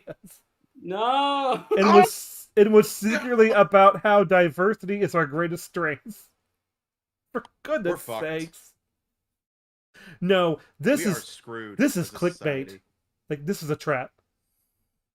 Gen Alpha is rethinking it about how it has amazing progressive. They're 13. The oldest ones are 13, dude. Who cares what they think? I'm sorry, but I don't Yeah, care what a bunch of exactly. teenagers Teenagers are- think. I just don't Kids care. and teenagers are stupid. If that's the case, then that means that their parents are forcing them to like the Acolyte. It's kind of like the Ghostbusters Yeah, and who's their 2016. parents? Millennials. Dress as them. Set to be written a few years from now. Trust me. But yeah. Wait, what? We all rush to judge. Said to be what? Oh, wait, is that not real? Those articles are already in the works. Set to be written a few years from now. Trust me. But yeah. Oh. Did we all rush to judge? Oh, it might not be real, actually. Okay, Yeah, whatever. yeah, I but think you know what? That's so good in parody. It. Oh, I totally believed it. Well, that's the thing, though. It's like they do write those kind of articles. Parody has become reality. Like. Sad. Mm-hmm. The Acolyte too quickly? When the Acolyte came out, the microphone bros were quick to get mad about it. Film bros? Okay. Let's see who these film bros are. There's Nerdrotic, he's up there. I don't know There's who that Quartering. is. There's Shad. There's Quartering, there's, Shad, of course. There's Where's some Yellow Jay Flash. over in the, Yep. the lower Yellow left? Flash, I think. There's Grizzly. Film bros? There's Ryan a Kinnell. screen capture or something. I forget who's SC. There's also Ryan Kinnell. He's over there. Yeah, I'm Yeah. pretty sure there's Ryan Kinnell there. Quartering. See, Quartering's next to him. D3PO. So, they're not like Drunk these guys 3PO. aren't film bro. These guys aren't film bros. These guys are just pissed off fans. Also, how are you gonna call Snarky Jay a film bro? Come on. The only one I'd call sort of film bro-ish, maybe, is probably Gary. Because he's really into pop culture, but I don't know about that either. Like, that's... Yeah. He hangs out with film bros. Bros were quick to get mad about it. The power of many. The witches. So many people left after that episode. Witches are now making children without men. Michael Knowles! Who the fuck are you? Michael Knowles. That is not a film bro. I'm sorry. Bro, that was just a really funny place to pause. Where is he? I think that's a green screen. No. Look, there's That's real. there's real. it looks like he's in a Confederate office. Like I don't know. Are you sure? I don't think that's real. I think the desk and him are I think it's a on set. green screen. It's a set. I Could guarantee it. Yeah, it's most likely Baseline a set. fundamental storytelling elements. It doesn't say anything. Usually it would say Oh my born God. white. I love him, dude. He's such a shill. He's like, it makes sense, trust me. Are now making children without men. Baseline fundamental storytelling. Well, no, John elements. Campia wasn't simping. It He doesn't actually say didn't anything. like the Usually it show. would He say just said born that people's white here, complaints were just- irrelevant. Yeah. Oh, that's simply for Like the show. he wasn't shilling. He was saying that Mhm. people's complaints about canonicity were stupid. Oh yeah.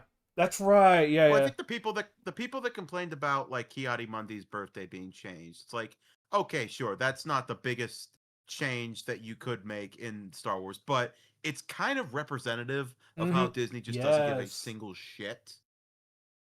They So want that's why people got mad at it. they want certain things to make sense, but then it's like, yeah, but you kind of pick and choose, and it's kind of like, how come you don't know about it? It's not that tough. It's kind of like how a well-placed thorn can be more painful and annoying than like some stabs. It's a pebble in your shoe. It's Yeah, and not only that, it's very sharp. We got a pebble. Star Wars fans turned into Ed from Ed, Ed, and Eddie when he got a pebble in his shoe. Yeah. Telling elements. It doesn't say anything. Usually it would say Born right here. Doesn't say anything about Born on Wikipedia. They're trying very hard to cover for this. Most of it's just regurgitating exposition. True. You know. It's not as bad as Book of Boba Fett yet, but it's well on its way. Yet. It's on its way. This lesbian make a Star War. I think it's canon that R2D2 is a lesbian. Oh, Jesus. Jesus Christ.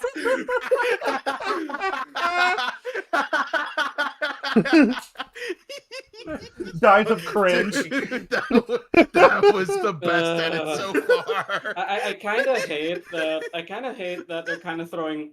I'm kind of annoyed that they're throwing shade at people who have very real criticisms of like the stupid shit that Acolyte is doing, and it's all because they fucking like Acolyte. Dude, oh my god, that was the best edit so far. I want to go back that a little bit. I think he's a lesbian. Face planting. R2D2 is a lesbian. How dare no one invite them to Coyote Mundi's birthday party? But the biggest point is that this motherfucker should not be alive. This show takes place over 130 years BBY, before the Battle of Yavin. She's practicing for her It's kind of funny how like Ryan Kennel is like one of the biggest Star Wars buffs that like I think other than Star Wars series. It's insane. I'd like to point out he's one of the only Star Wars buffs who actually bothered to read like the Disney shit because he understands that this stuff is important for the kind of bullshit that they're doing. You need to be informed. Yeah, like he understands. Mm-hmm. He may be kind of like a little too autistic. No. A little too anti SJW for his own good sometimes. But he definitely is he's well intended, but it's like you need to calm down sometimes with that stuff. Let's see. Takes place over 130 years BBY, before the Battle of Yavin. The problem is, Kieti Mundi shouldn't have been born for another 40 years. A fat Jedi? Soy boy Jedi? Black chick There's never Mog. changed her hair. There's our boy Mog. Soy boy Jedi? Black chick never changed her hairstyle since she was 8. Oh great, now there are 2 of them? But the truth is, the Acolyte is actually the closest thing to the prequels since, well, the prequels. Fuck up. Oh my gosh. shit. He's going to compare the What? prequel to the Acolyte? Ooh, I can't wait to hear this. Is it because of his quality? Because if it's because of his quality, I'm just gonna be like, oh fuck off. Is he gonna You just reference hate- the lightsaber jungle fight? Who No, knows? he's gonna Battle reference the since the reference the prequels. cheesy dialogue. of So, it. do you see this? It's the exit sign. Yeah. Moving along. Generally speaking, I think people aren't really sure what they want from Star Wars. Something new and different. More They of just the want something same. good. Yeah, that's kind of funny. Like, people They don't know what they something want. good. That's always been the answer. You say new and different, dude. Do you know how many people went to watch Revenge of the Sith when it came out in theaters again? And yeah, like I'd like to point out, we have several Star Wars stories in video games that are very unconventional from the shows. I'm supposing you're referring to. I love the 501st. KOTOR. Yeah, not just KOTOR, but like again, like one of my favorites, Republic Commandos, is basically a Star Wars military sci-fi story where you're playing as a squad of clones, like specialized clones that are fighting through things, and they're actually it's one of the first Star Wars games to actually show blood, because when you stab enemies or organic, you actually get blood on your helmet, and your helmet is like a cleaner. Yeah, it's really cool. I also like the Hang on, 501st. I'm being called. I'll be back. All right. The thing about like the 501st is that you do get a Hello? Yeah. You're not silenced. Vic, we can hear you. It's fine. He right? Is he okay, that's good. But like you get a whole thing from the not villains, but like the Empire's perspective from The Empire. from their inception. From the clones into the Empire. And then what do we get from Battlefront 2 EA? the story where it's like they change teams. We don't get a story from the Empire side. It's like because they chickened out.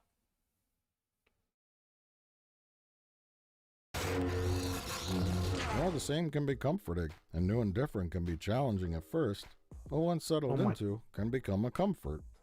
No. No. No. No. People? No. Bro, you literally It's- just described the attempted mentality of Hollywood this past decade. It's kind of funny. He's going to point to The Force Awakens probably to be like, listen, you want safe and stuff. That's what The Force Awakens was, and it made a lot of money. People loved it too, which is kind of funny because the more time goes on, the more people are like, The Force Awakens is not as good as I remember. Who knew? Did you guys see Despot Evantrium's video on that? No, I have not.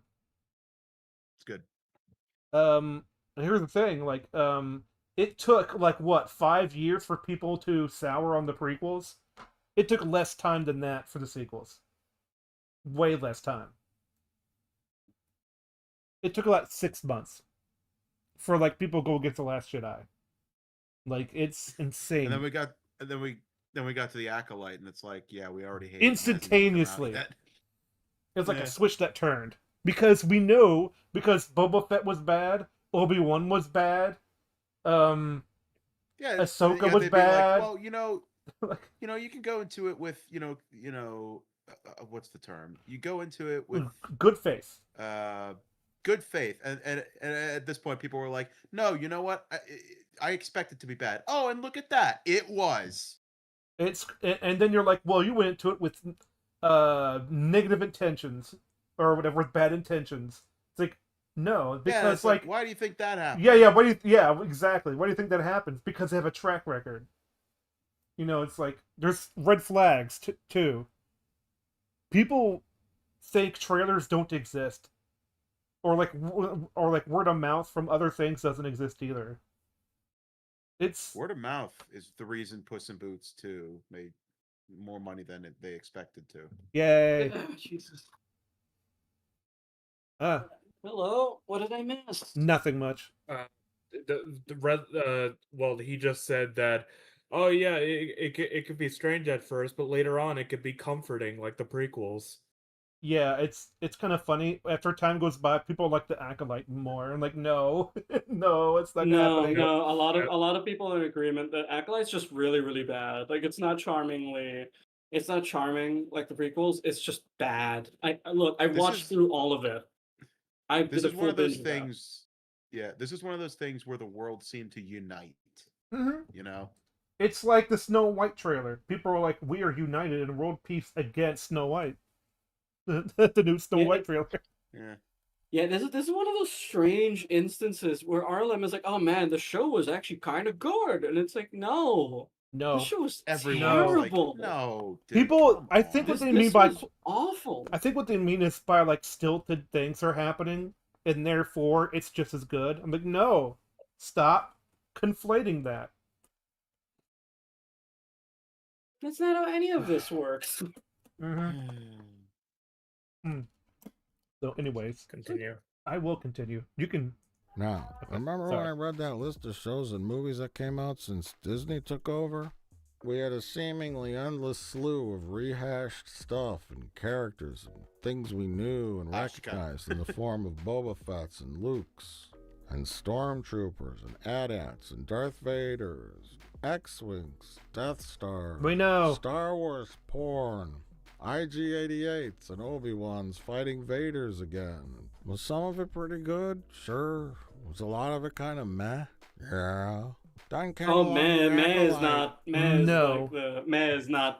cutting it. This is bad. It's really bad. That is not how you describe that scene in Obi-Wan. Yeah, you want meh, you want something that's actually kind of meh, but there's actually good bits in it. That's Rogue One. Rogue One is a movie where you can kind of end it going, that was a movie, but there's some cool shit in it. I think sometimes the prequels comes off that way, where it's meh. Yeah, this prequels can come off a little meh at times too, especially the first two, especially the second one. Especially the second one. I think the second one's the worst. Is that, but yeah, I think the first one's the worst. But the thing with the prequels is that they're much higher highs and lower lows. So to say it's meh feels a bit strange, Well, I'm gonna I'll be right back. You guys can continue at your leisure.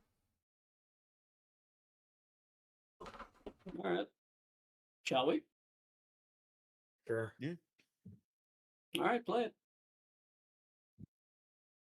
Set in the year negative 10,000 BBY or whatever, 100 years before the prequels. First of all, thank goodness. We probably won't run into too many things we know and recognize, except for a little cameo by Yoda. Oh no! Why did they say that name in the Acolyte? Hold on, I'll And be right Kool-Aid. back. Well, since we're missing 2 people, I think we should just probably wait. I guess so, but yeah, this is a really annoying thing I found from RLM is that they seem to like. I think what I find annoying is that they seem to think continuity is gonna just they just say set a negative blah blah blah whatever. It's like no, the timeline in a lot of things is really important, especially when it comes to stuff like Star Wars. Honestly, in most things, the timeline you set something in matters. Yeah, like the prequel era is much different from the OT era. Yeah, like Just in terms of the otherwise, like world. yeah, it's why like thinking like example considering things like oh let's allude to Aragorn in let's allude to Aragorn in The Hobbit, even though this is like 50 years before he ever arrives and shit like that. It's one of those things where like continuity is really important, especially when you Yes. date things. I'd like to point again a show I've been watching with Hevel, Alien Earth, really bad. And the problem is that show is set 2 years before Alien, so a lot of the shit that happens there would probably matter to Alien, especially when it comes to Wayland Yutani. I agree. So it's like, why are you doing this? Why did you set it before the first movie? What possessed you? You could have set this after the first movie. Even if you Would make more do, sense. don't have it take place in this certain things and don't do certain things. Like, just do your research. Google Bro, is your why are best you guys, friend. Why are you guys describing the Acolyte? I thought you were talking about Alien Earth. They're both the same. No, the thing is, Yeah. well, I think Alien Earth is Alien Earth at the moment is worse now because there's not even good acting. Ooh, really? It's actually worse because absolutely. there's not even good acting. At least with Acolyte, I can point to Lee Jung Jae acting his ass off in some scenes where I'm like, okay, I can kind of respect the effort this guy's putting in. Hear me And out. I can even respect some of the fight choreography, even though it looks really bad. Oh yeah, absolutely. Hear me out. Like the fight scene in the jungle is probably like what I would point to as like at least something is happening of risk. Like Yeah, and the ballsy move to kill off the characters, even though they really didn't lead to anything. Yeah. Okay. But, Yeah, the thing is, you saying that it kind of reminds me of that. I can't remember who it was, but it was when they were watching the Thunderbolts reviews, and the one guy who sounded like an AI just said, "People get hurt." It's like, yeah. When people I people think- dying I is a think more what's ballsy frustrating- thing. Yeah. Like I think what's frustrating with Alien Earth is just the collective stupidity. It's like, yes. again, you haven't seen it, so you're not really getting what I'm talking about. But the characters do unbelievably stupid things and assassinate their characters with even though they barely have a character. They go full retard. yeah, but they're kitties. But they're kitties. Kitties No, are like, dum like- dum. Well, No, that's like, let me put retarded it in the this way, first place. Yeah, let me put it this way, Zeddy. One of the kid hybrids discovers a way to like communicate with the xenomorph. Like she can literally speak in their frequency.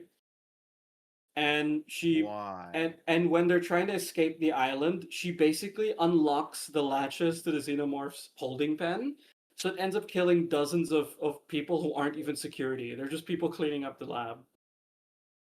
So she ends up killing dozens of innocent people. And then when they're confronted by a bunch of Weyland Yutani soldiers who infiltrated the island, she's suddenly like, "Oh, leave while you still can." It's like, now you care about other people's lives? And then again she throws that out of the way too, because then she sends the xenomorph after them too, and it kills all of them brutally. Is this the same girl that decapitated a xenomorph? Yes, this is the same girl that decapitated Xenomorph, and then now she's like, now she's the character that's doing the theme of hold Humans on. Bad. Let's not get too far into Alien Earth. Yeah, Sorry. yeah. I think we're moving off topic a little bit. Yeah, but yeah, pretty bad. So yeah, back to Acolyte. Mundi. But the hard harsh response to the Acolyte came in part by the idea that the show had somehow made Star Wars woke, but also that the Oh my gosh. Here's my question. Here's my question. Why don't you try and do the opposite? Why don't you show the people who do support the Acolyte and how fucking batshit insane they are? Yeah, it's not only that. It's like, what if I said it was? Would that really matter to its quality? Not really. Yeah, it's like And I get what they're It's like, I going for wanna in terms hear- of. I kind of get what they're going for in terms of. It's yeah, it's like woke isn't necessarily a criticism all that much, if I'm being honest, and I get it, but the problem I often have is that it's like it's more than that. They're saying the thing is they are saying more than just woke. They are Yes. saying more than that. They are saying a whole lot more than that. The Didn't you thumbnail is show, just to did- get them to click. Okay. Didn't you show Metal Commander? I mean, Metal Commander has said a lot more about the Acolyte than just. Or just look at Ryan Kinnell. It's like look at all the criticism. They weren't talking about the woke. They were talking about all the bullshit. They were talking about how cringe the Power of Many shit was. They were talking about how cringe the fact that they just break continuity with Kiadi Mundi. It's like there's Well, yeah, multiple that's- criticisms okay. there. Like I was gonna say that it's like Kiadi Mundi criticism. That's not woke. That's just continuity. Yeah, it's like it's more than just it's woke. It's that it's bad. It's really bad. And on top of that, it does. When you hear about the meta stuff, you start to get the notion of like, yeah, the message is way more important than anything else. Like, absolutely. It's just and if you want to icing put on the badness cake. yeah, it's like the cake itself is made up of the ingredients that make it bad, and then you have the icing, which is like nuclear grade cancer version of it. And It's weapons grade plutonium. yeah, it's like, and then you decided, you know what we're gonna do? We're gonna take this cake and we're gonna drive through a nitroglycerin plant and make it available to everybody. It's like, it's like, what are you doing? And then it's like, when people have a response to that, like, yeah, they're gonna be angry and people want to know what's going on. The access of information you can get, it's going to be on YouTube. Like, it's... So I don't understand why it's like, oh no, he called it woke, therefore you're... And the thing is the opposite too. If someone calls it woke, that doesn't mean their criticism is invalid. So, you need to go further. the idea it's like that you got- Jedi could somehow Oh my gosh. Yeah, anyway, continue the video. Why'd they have Viking funeral? be corrupted. Well, or no, the she's cake burning the was body of maintaining she's the Oh, that's burning the right. body was of Lee blasphemy. Jung Jae's character. Mhm. I mean, I don't know. Setting aside the canon from the novels and games and whatnot, what did we really know about the Jedi from the original trilogy and the prequels? They want me to spy on the Chancellor. This assignment is not to be on record. Obi-Wan told us that the Jedi were the guardians of truth and justice and the American way. For over 1,000 generations, the Jedi Knights were the guardians of peace and justice in the Old Republic. Well, sometimes learned in guarding the peace prequels that require the- and no, the reason they're asking him to spy on the Chancellor is because they think the Chancellor's a security risk. Well, They are still doing their jobs. They're still doing their oh, jobs absolutely. as peacekeepers. He's been in term longer than he should be. Then it's like, he's been holding on to power Yeah, he's for been a in while. term longer than It's they like- should be, and they're kind of worried because this war is also going longer than it should. It's been 3 years. And it's They've like, lost a lot of people. It is a security risk now.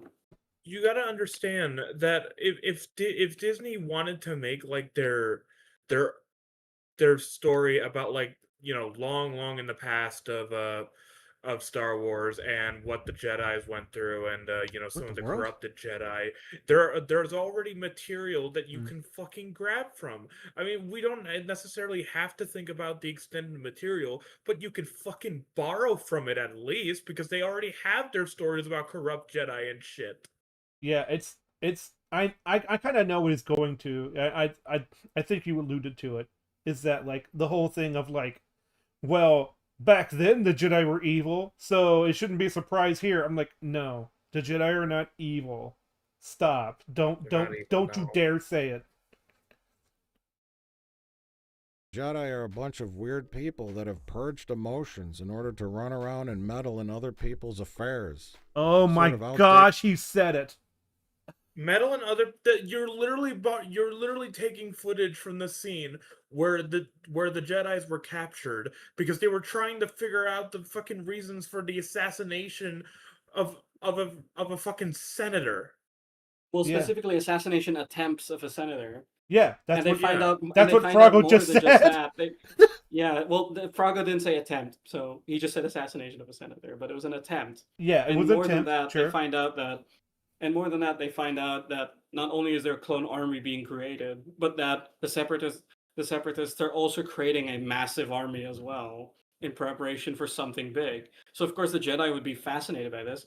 Combine the fact that there is a former Jedi at the head of all this, Count Dooku. Of course, it's like you're like saying, oh, they're poking in other people's business. Their job is galactic peace, and there's people making an army bred for war. Oh, You gotta understand. not only that. Hold on. You got. Not only that, you have this former Jedi tell you, oh, by the way, there's someone in your organization who is feeding you lies. You gotta understand that there was also the fact that Count Dooku rallied a lot of the Galactic Trade Federation, and the Trade Federation has already been on record to try and invade fucking Naboo. True. So it's so they're already under intense suspicion. Scrutiny. Yeah, it's like even if they're like superiors, disavowed their actions, it's like they'd still be under intense scrutiny because of what they just did. They basically attacked a sovereign planet. Yeah, and they did it. We're not used to this level of scrutiny. Yes, indeed. But yeah, it's really frustrating. Yeah, I think it's really frustrating because it's like obviously the Jedi have flaws, including their constant adherence to their traditions to the point where they don't really notice the flaws in their own people or in the flaws in their own beliefs. But that is a flaw of theirs. But them, their actions they took in Star Wars 2 and 3 and 1 are all justified by the fact that they are peacekeepers, and there is someone literally threatening the peace by instigating a war. Sure, they might have flaws when it comes to Anakin, but it's like they're kind of busy. Yeah, it's like they have a lot to do, and again, there's different stuff that point to the flaws of the Jedi. But again, it's not the same thing. God damn it! It's kind of funny. What I happened remember in Acolyte is not what happened in Acolyte is not the fucking same thing. Especially when they're justified in checking it out. Why they're different. Yeah. When they check out the base, which is very easy to, their hidden city or whatever, which is easy to find, and they're like, hello, and I see you have children there. Can we test them? And they're like, I will kill you. It's like, whoa. It's like, yeah, back away or we will mind rape your Jedi. It's like, careful. Other people's the affairs. Jedi asked Sort for of consent, outdated. and then they said, "We will rape you if you do not." Whoa. Consent? We don't know the word. Mentally. Disavow. Okay, just like Chud Lasso do. Every time the Jedi are going to their ships, they're stalking them with that look. It's like, stop with that imagery. What? I'm just sharing my memes. It's like, what? That joke was way funnier in my head. I'm sorry. Yeah, it's cool. I came here looking for booty. I may be a southern chicken. No. Let's They continue. took kids away from their parents and raised them in what looked to me like a weird religious cult. All of You this- fucking pause. They took a kid away from a life of slavery. In fact, Qui-Gon explained to Shmi that while he wouldn't be able to take her because of the deal, he would be able to take Anakin away from this terrible life of slavery. And Shmi was like, please do it. I don't want my son to live this horrible life for the Wait rest a minute. of his foreseeable future. There's also the fact that Go ahead. Sorry, I was gonna say there's also the fact that they very much specified that the Jedi did not want Qui-Gon doing this. Yes. Yeah, because it was unconventional because Anakin was too old already. Yeah, and plus, it's not just against the Order. It's like, even Qui-Gon, when he first saw Anakin, was like, I believe it was like Obi-Wan told him, it's like or he told someone else, where it's like I'm just trying to fix my ship. I'm not here to free slaves. And it's like, but he got convinced. Well, yeah, Obi-Wan's like thing to Qui-Gon was just since when did we come here to free slaves, Master? Yeah, Yeah, it's like it's the thing of like we're here to fix our ship and do our job. I don't think we were here to like suddenly pick up some slaves. But then It's like, Qui-Gon is I like, sympathize. and then But we have a Qui-Gon is job. here, and Qui-Gon is like, we're here because of the will of the Force, because of him. Yeah, it's like, yeah, all right. It's the whole thing, and I don't get the whole thing of like, oh, they took kids from their parents. It's like you mean the kid who was in slavery and whose mom basically asked them to bring him with them. It reminds me of the X-Men Get mansion. him out of here. Where it's like they take in mutants because it's the only place where they can grow up to have like a semblance of a normal life. It may seem like a cult, but they're being taught the ways of the Force so they don't endanger themselves or others. Like, do you have any idea how dangerous a non-disciplined Force user can be? Yes, they're called Force Yeah, adepts. it's like considering like again like how much power the Force can have. The fact that you can control minds if you're strong enough. I'm just saying, like, you can just push people down whenever you wanted. It's like, yeah, go away. You can strangle people. It's like if you have Professor X, but without any of the discipline. Dude, imagine a slave kid with the Force. Imagine how much rage and like just hatred would be pumping through him. Like the dark side would like find a new thing and go, ooh. Well, it's like the dark side manifests like Mephisto and Ironheart. It's like, ooh, I like you. Yeah, it's like no, it's like it's so annoying. It's like no, this reasoning Broom Kid doesn't check out. It'll be a sis. This reason doesn't check out. This reasoning doesn't check out with RLM. It's like no, you're literally completely dismissing the context behind that situation. Well, they take their first sort of reaction to it and then they go with it, even though it's been years to think about it. All right, yeah. Let's continue. By the way, literally came from Yoda casually tossing out that Luke was, quote, too old to begin the training. That was because he just didn't feel like training him because he was so old and just wanted to die. But for me... No! They got it! I'm sorry.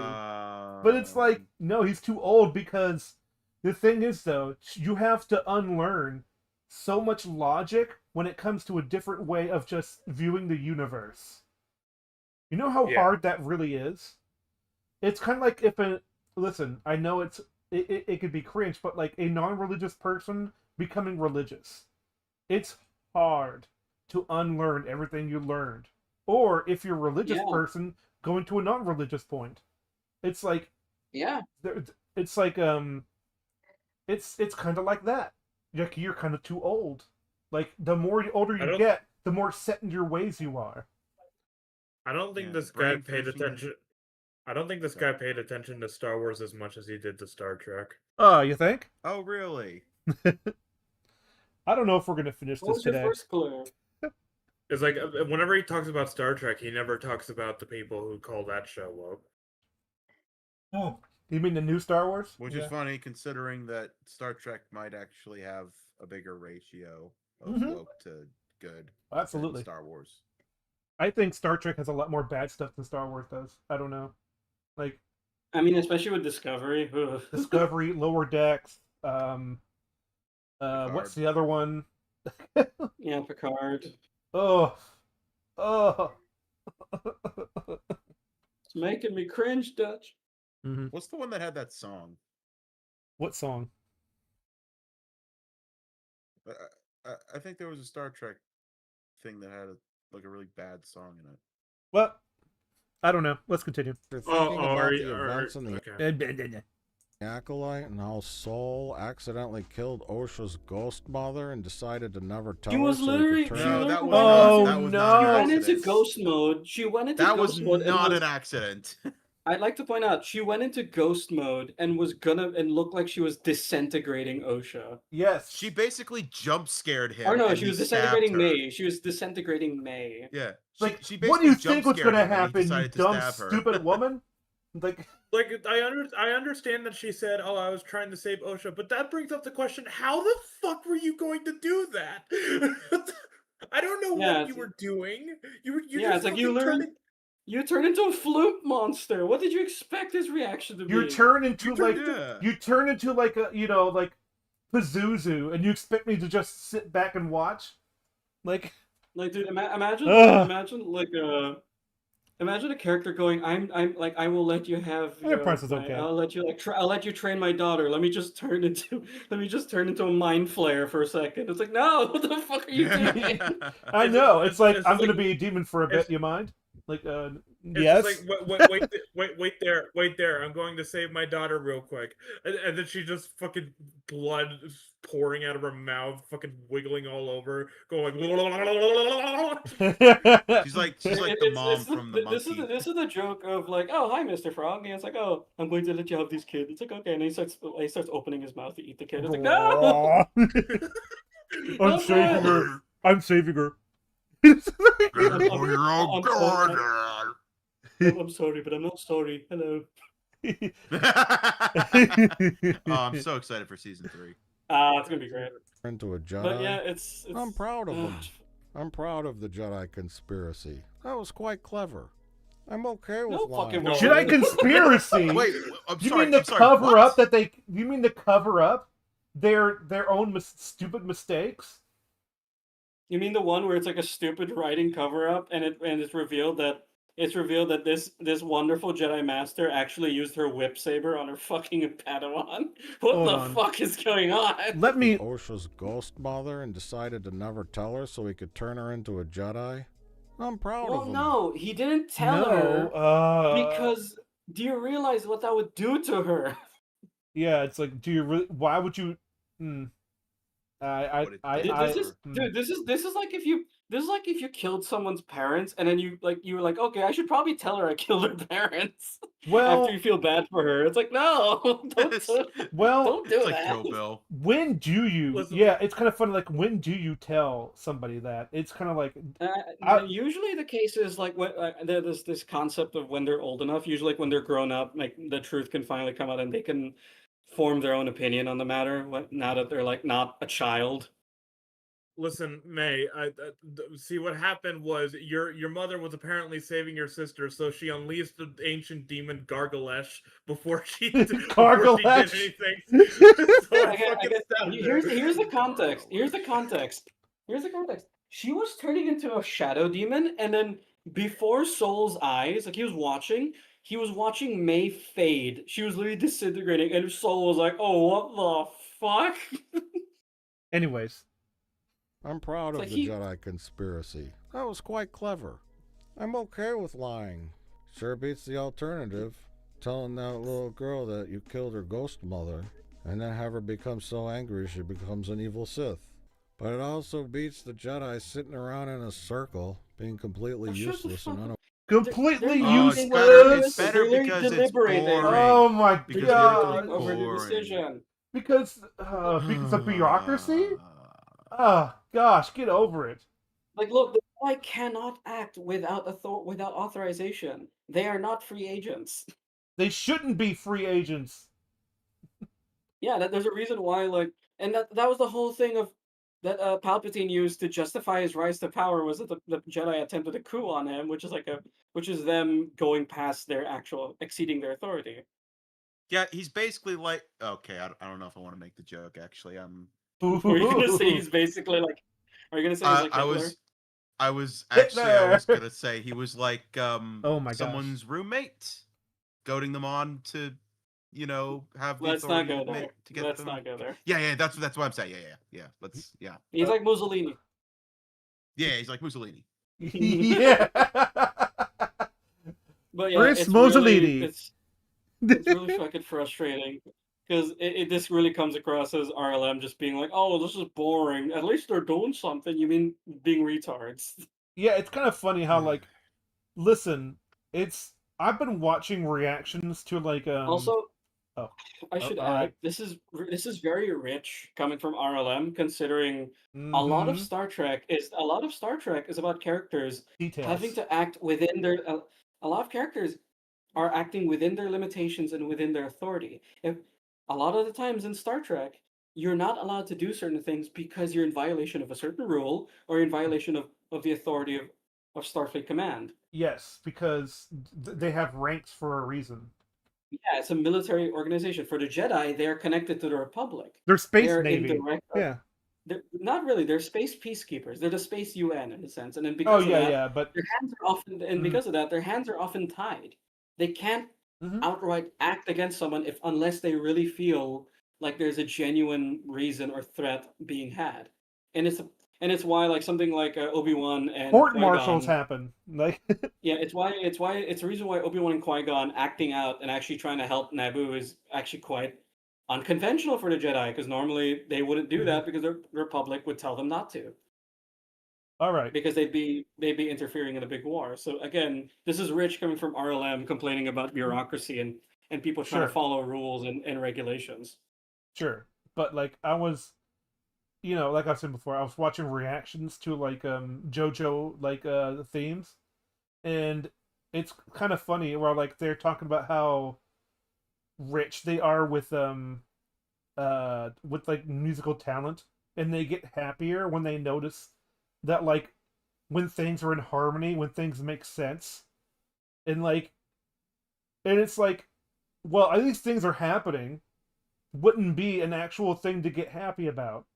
Like It's like it's basically.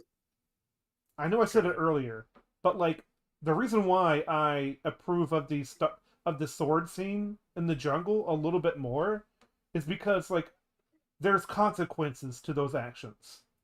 There's something indeed happening, even though it's like jingle keys, you know. Mm. It's like if there was a new Star Wars show called Plo Koon, a Star Wars story, and while he was a child, he went to his school and shoot it up, and then fucking Whoa. RLM will be over here going like, well, at least he's doing something. At least he's doing something. In Minecraft. At least he's doing Disavow. something he believes in. At least he's doing. Oh god. Disavow. Oh god. This is the most risque episode I've ever had. I think we're all going crazy. Really? Is it? Yeah. Okay, we need to probably. Yeah. Where the Probably. Palpatine is obviously plotting to take over the Republic. What? Obviously. You see, people view the prequels in one of two ways. That there's some kind of high art that's filled with literary and philosophical references that are so way out of your league Not you really. won't understand them. What? I've never heard this opinion. No. I've never heard It's not this. high art. Bro, It's to not say hard. to say there's only It's two ways to look at the prequels. It's like, come on, dude, really? There's multiple ways, dude. It's like again, he's creating ultimatums for like how people view things when it's a bit more complex than that. Yeah, absolutely. Unless you have a PhD. I don't think so. Or they're corny, melodramatic, serial sci-fi schlock. I don't see it that way either. I They lean have a bit towards of the both. latter. Well, even They can have I hate- elements of both. even the original trilogy had that. Yeah, the Like- original trilogy had a bit of comedy and kind of a bit of sci-fi schlock, but it was also very well written for the It's most also part. adventure. Yeah, it's really a sci-fi adventure, which is what it's going to have comedic elements. The tone It- can it's- be everywhere. It's like there are only two ways to view this. Either you think it's like the next fucking coming of Christ, or it's just a bad movie. It's just like, so what would you say Ryan Kinnell's voice no, not views are? What's his view on this? Because there's only two ways, right? It can't just be I don't like these movies, but I at least have fun If- with them, and If Wait, I wait, had a wait. broad Only a Sith deals in absolutes. absolutes, yeah. Hey, there must be I like really a hate the ultimatums. I really hate this fucking ultimatum they're giving that there's only two ways of viewing it.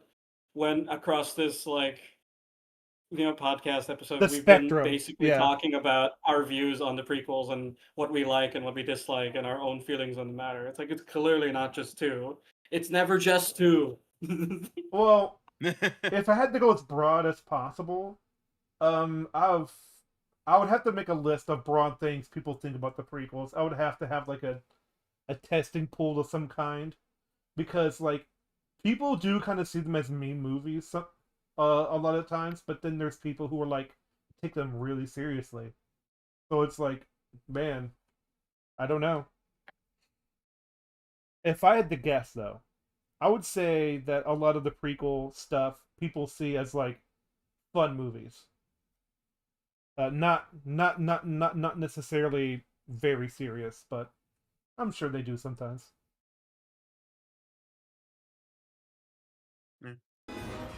Not again. Obi-Wan's gonna kill me. In retrospect, I kind of see the Acolyte the same way. When it started, I No. was shocked at how dumb that first scene was. May walks right into a western saloon and finds Carrie-Anne Moss chilling with some villains. She hits her in the heart with a little tiny dagger. What? Did that even go through her robes? Kind of poetic, but also kind of silly. In the start of the Phantom Menace, they bust out their lightsabers to fight some gas. This is just... Well, that's because they think they're under So attack. they busted out their lightsabers because there was an explosion, which Yeah, was they their literally ship heard. getting destroyed. They literally heard the explosion, so they drew their lightsabers, and then they realized it's gas, and they immediately shut off their lightsabers. They're like, Yeah, oh, shit, it's it gas. makes sense. And start holding their breath. Yeah, You because weren't paying attention to these movies. you wanted to make a point. Therefore, I think This I is think the you're thing lying. of this is the thing of like this is the thing of there's a lot to criticize about the prequels. How are you criticizing them? How is it that you're criticizing them incorrectly? There's Yeah. a lot to criticize. How are you this bad at criticizing them?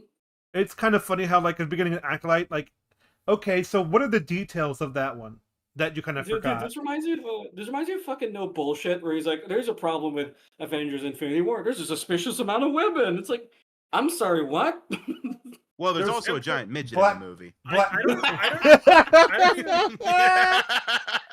I don't even think he criticized the scene in the beginning of the Acolyte correctly either. He just goes. No, like, that's what I she mean.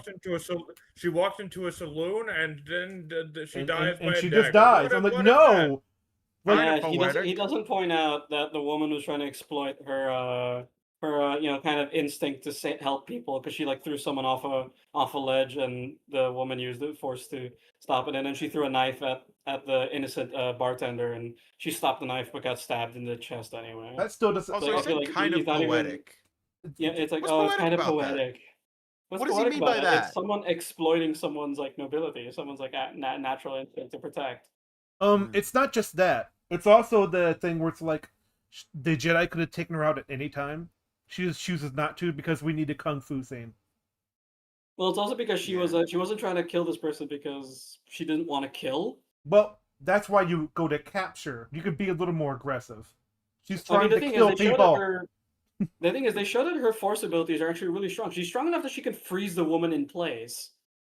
So why didn't she just keep her frozen? I know that's like the stupid thing. That's what I'm talking about. How like it's like if you're gonna do the thing of Jedi don't unnecessarily attack people unless they're really given no choice, like like just Yeah, cause. Unless yeah. they're really given just cause to do it, then That's they just they- cause. like, we're literally shown across both Soul and this the Carrie-Anne Moss's character.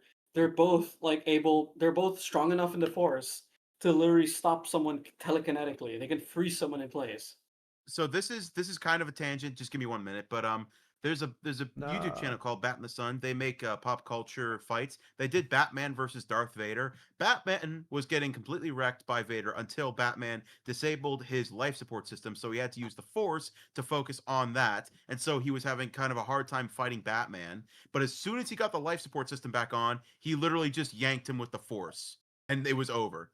And it's like even they knew the Force against a Yeah, it's non-Force like the user Force is broken. The Force is terrifying. There's a reason why, like in there's a really cool book I have called the Bounty Hunters like manual or the Bounty Hunters like guide and guild, and it's based on like an in universe guild, and they have rules and regulations and even combat tactics, and they have a whole section in the book about combat tactics against Jedi, and almost all of them are about overwhelming the Jedi senses or exploiting blind spots. That's why they say like, oh, use flamethrowers to obscure their vision. Use grapple hooks. If there's a bunch of you, use grapple hooks to like restrain their limbs. Yeah. Use solid slug weapons that they can't stop with their telekinesis. Anyways, let's continue. Just embarrassing.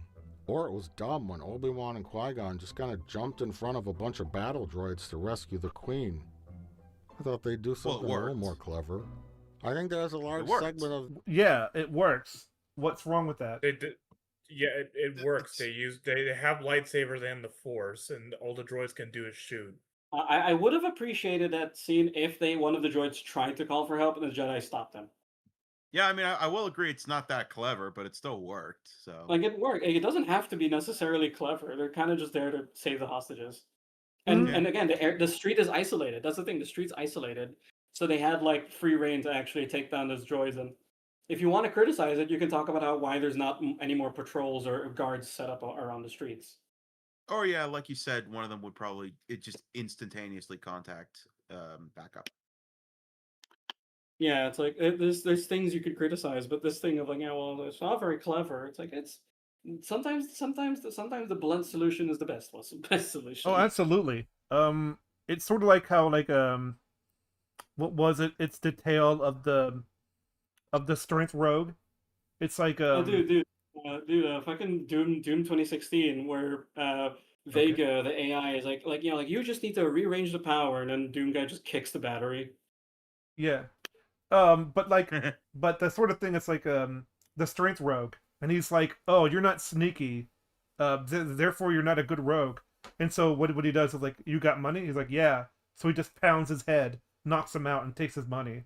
It's like, sometimes it's just, you don't have to be the same kind of person that the stereotype is. Like, you don't have to be clever to be good at your job.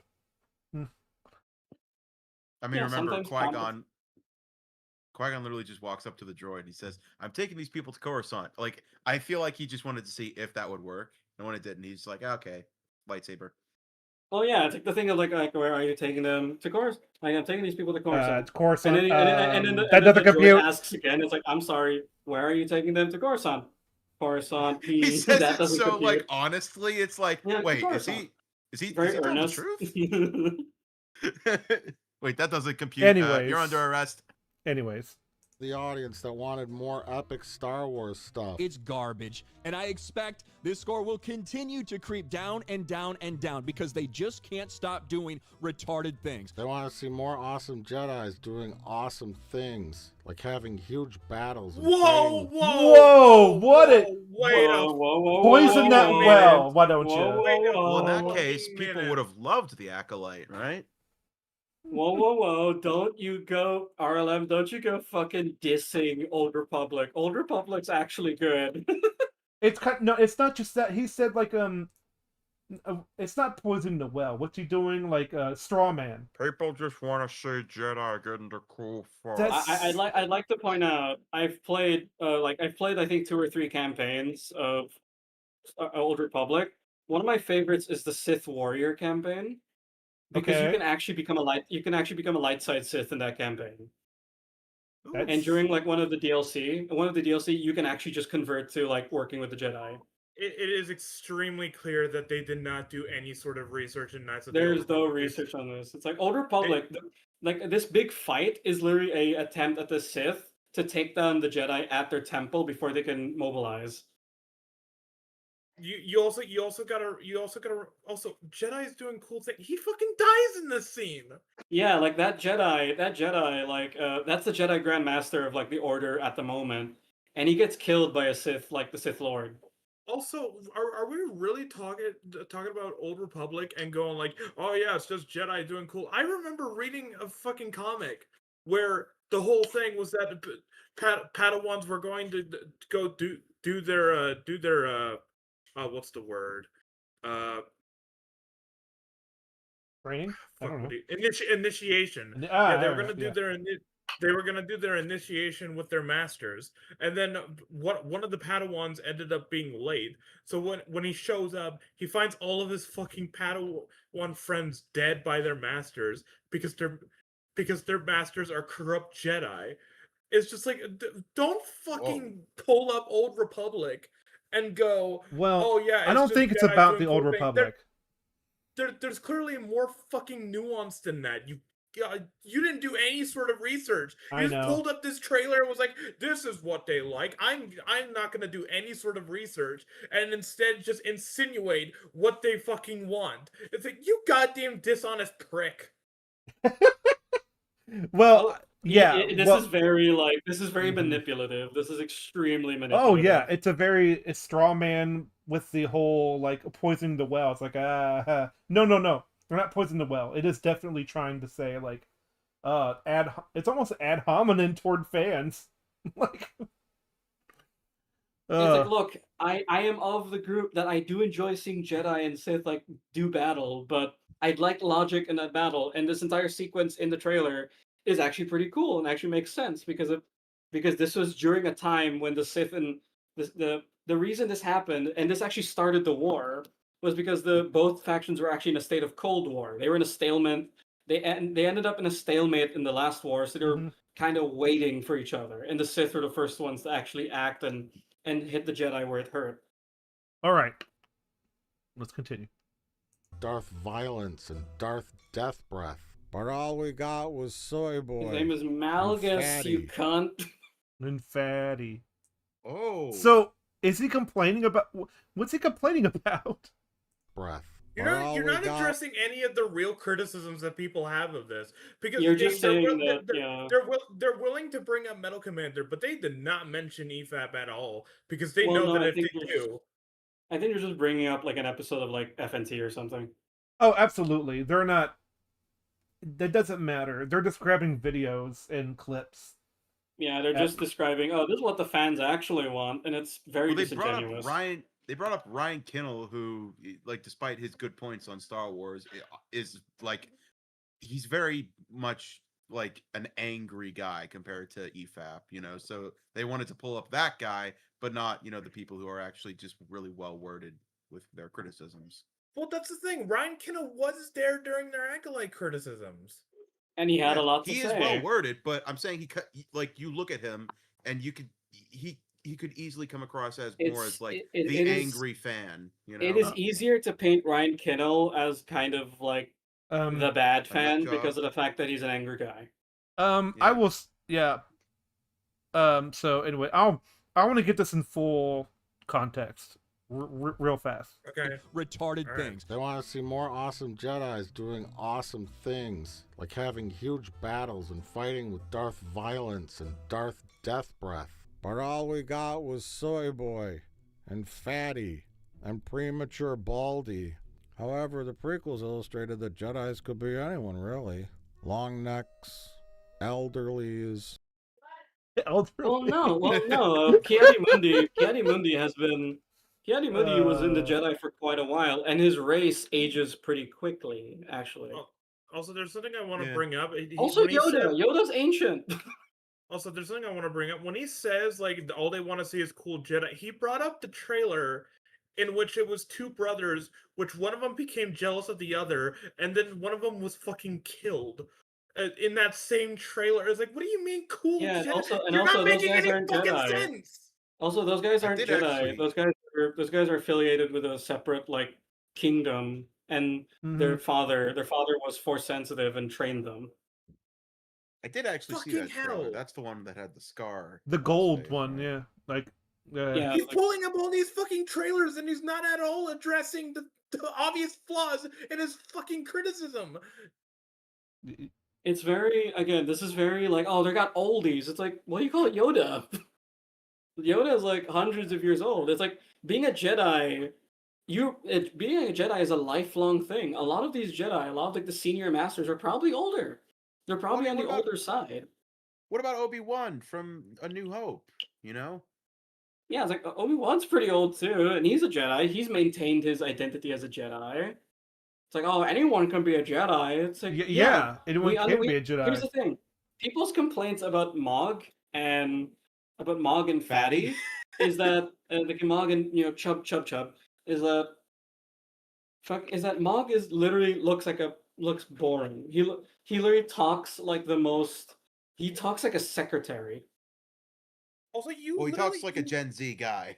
He talks like a Gen Z guy. Like, I'm sorry, master, but you have to do this thing, master. And then and then Chub Chub is just like, Juice, it's like, dude, it's like, dude, the Jedi train. They literally keep themselves in shape. You will never meet a Jedi that is out of shape.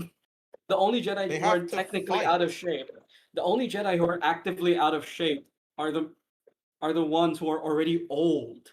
Mhm. It's like And if we're going, the Jedi have physical training. Okay. and if we're going to, because they've broken their rule, which is like, we're gonna ignore the extended media. But now that he's brought up extended media, let me talk to you about a little episode that everybody fucking likes, which is Clone Wars, the Krell episode, the Krell episode where he's a The Pawn corrupted Krell fucking episode. yeah, the Pawn Krell episode where he's a fucking corrupted goddamn Jedi. Well, he's a Jedi who's become very jaded and cynical about the war, to the point where he basically turns traitor because he believes that also this very, war will lead to this war will only lead to more destruction and chaos.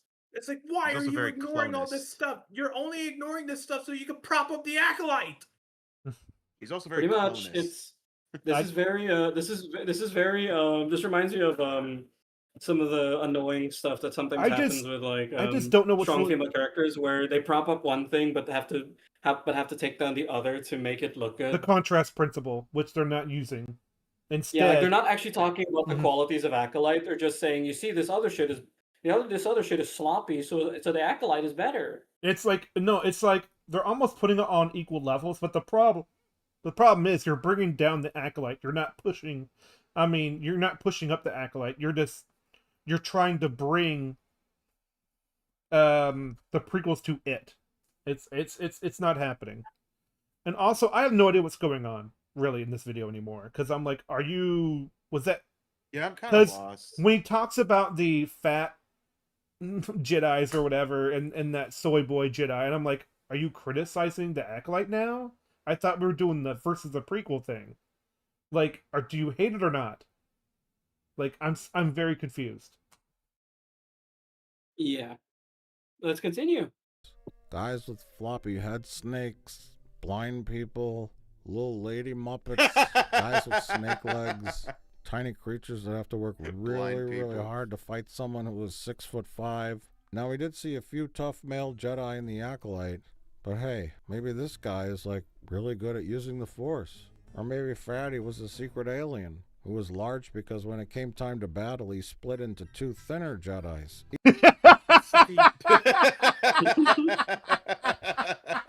This reminds me of fucking. He's like General Grievous. This reminds me of Lou's thing where she says, "You combine two twinks and you get a decent man."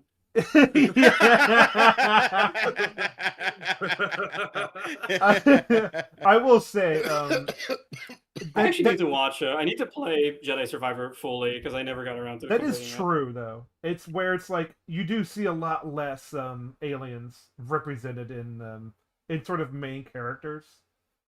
It's Yeah. like, or even side characters. It's hard to be an alien and have a fight scene because you have makeup on. Wrong. Well, you also have the prosthetics and Prequels stuff. did it. So, well, the prequels kind of did it. They kind of did That's it. probably their logic, is what I'm saying.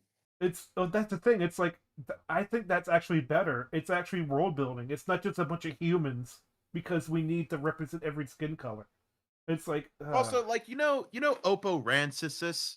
If you don't, he was the snake guy on the chair in the Jedi Council. I would like to see how he fights. He's a snake. How does he fight with a lightsaber? Maybe he doesn't really fight. He just has the Force. He's like, yeah. Well, again, you can have multiple races actually fight using their biology and stuff. That's kind of the cool part. Why is this? I feel like it's something like.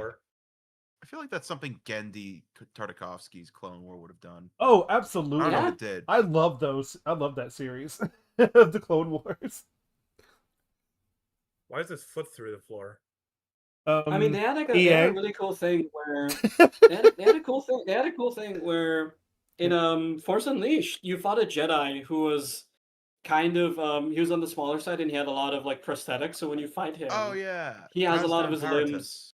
Yeah, he has a bunch of his limbs like made of prosthetics now, and you realize this guy was probably like very spindly. And when the way he fights you, Yeah, and the way he fights you is like very fast. He's very fast, and he likes doing hit and run and stuff like that. He's interesting. Anyways, It's like yeah, it's like no, it's like I don't get it. Again, I'm not getting what RLM is implying here. Each with 2 lightsabers. Imagine that. He could fight Darth. Oh, he does make the Grievous reference. What's that guy's name with the 6 arms? I think he's shut joking. up. He's just joking. What's He's that just guy's joking. name? It's That guy with the Grievous, 6 arms, yeah. a robot. Obi-Wan shot him in his heart. General Grievous, that's it. He's not a Darth, he's a general. But he has lightsabers. Was it Darth General Grievous? In any case, without getting too into the story, which also paralleled the prequels in themes of conspiracy, No. creeping evil. well, Okay. That's his only scene. Darth Plagueis the Wise. Bro, So- that's his only shot. Hold on.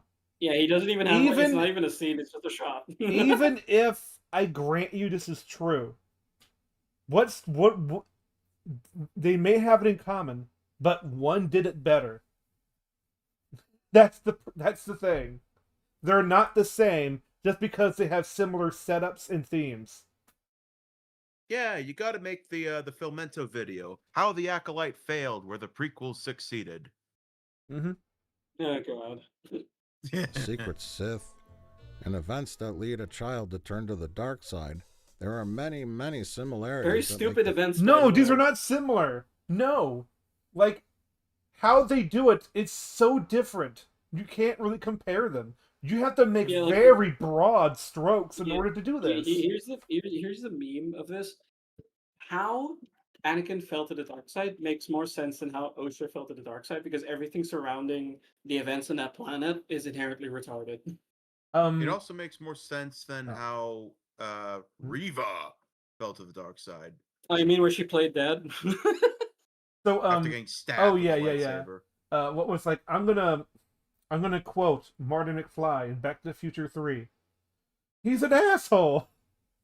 He's an asshole. He's an asshole. On a fucking Rush Hour, where Jackie's like, just call him an asshole. I've never seen that, so. That's from Rush Hour 3. Oh, yeah. He It ain't should gonna be in Rush surprise Hour you. 3. I love that. Prequels in The Acolyte feel like Star Wars kissing cousins or kissing siblings. These similarities are both in visual, plot, and style. These two are not the same Oh. at all. So if I have shot of man standing in hallway and then I grab another shot of man standing in hallway, see, they're the same thing because Also, similar okay. shots. First thing I notice, 3 people to 2. These are not similar. Green next to white. It's not also similar. the context because Qui-Gon's telling Anakin about the nature of being a Jedi and the nature of being a Force user and stuff. With this one, Soul is talking to Osha because it's like, did someone tell you to lie? Yes, exactly. It's like, yeah, it's like, I understand what they're doing. It's like, remember when they tested Anakin in the Jedi Council chamber? It's like, and they're Yeah. like, it's a ship. It's a thing, da-da-da-da. And it's like, that's what you should be comparing it to. Because you know why Yeah. you didn't do that? You know why you didn't do that? Because they look nothing alike. Yeah, because also that scene, Osha's literally lying about the thing, and it's like, oh, that wasn't a ship, and then she's like, did someone tell you to lie? It is. Meanwhile, with Anakin, after he says everything, the masters kind of look at each other and go, he's strong, he's got something there, but He's too at the same old. time, you can tell they're apprehensive because he's too old. Yep. It's like they're like, True. no, we can't risk it. We can't risk it. He has too much of a connection and stuff. Hey, Zeddy, are you okay? It's almost midnight. Yeah, I was about to say, actually, I think I'm done. on All this right. That's first all right. Video, but yeah. Yeah, this is a Let's long video. continue. I got work. It's a long video. I got He's a work, long so boy. Yeah. Well- Let's continue, Falco. I don't have to. Yeah, I'm gonna go. Well, bye, Zeddy. You've been most welcome, Zeddy. most helpful. This was fun. I Have enjoyed Yes, it was. have a good night, Zeddy. Yay! You too, guys. Good to see you. Bye bye. Is it gone? Let's continue. Good. Younglings in training, a virgins in the That's force. just what? Okay. Oh, I'm Christ. listen. I'm just The gonna. Force is midichlorians. The Force is lesbian witch magic. These two are not similar.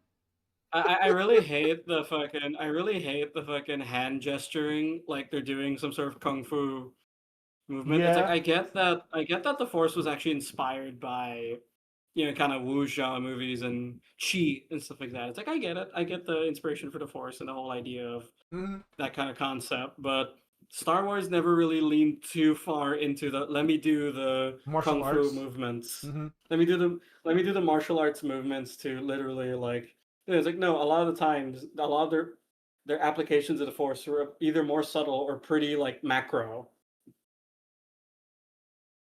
Speed run. Nah, it ain't happening that way. But like Yeah. but like no, I'm just mean like I get the idea of what they're trying to do. It's like they're pushing against something because they've been afflicted by the Force. And the only thing that can protect from the Force is the Force. Like, okay. Well, yeah, you Get it. basically just reply back with an equal amount or greater amount to hold yourself steady. Remember and Revenge of the Sith, when Anakin and Obi-Wan are force pushing each other and they almost clap, but like still you can tell something's on there. But then but then the rubber band like snaps and they get thrown back. It's very shonen anime, but it works, I mean, yeah, because it's like your abilities are like, your abilities are barely seen. So it's Mhm. obviously kind of telekinetic. It's obviously you have stuff like Sith lightning and stuff, but for the most part, the Force is largely unseen in terms of like you can't see the physical like reply of the Force. You Yeah, can of feel it. course. But like also to go off tangent again, like there's a really funny edit of that scene where it plays romantic music because they're almost touching hands. Oh no, they're almost touching tips. Tips. Tipples. Yoda is clueless. Large bugs. A distraught or Oh, anxious fuck Padawan leaves So on is a he joking speeder. at this point? I think he I might thi- be like just I he think might it just be could- taking the piss at this point. Yeah, I think he might be, but like there's definitely some truth to it because like he's taking some truth to his claim that he's thinking about, not actually being true. Like Yeah, but then he's also missing the parts of the prequel trilogy that actually made those moments make sense.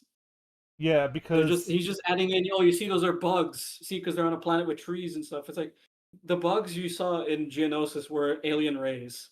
They weren't just bugs. They weren't just Well, like the local fauna. they were taken from other planets and then like it's kind of like in like the gladiator pit where they're poked and prodded before they're brought out, so they'll be angry.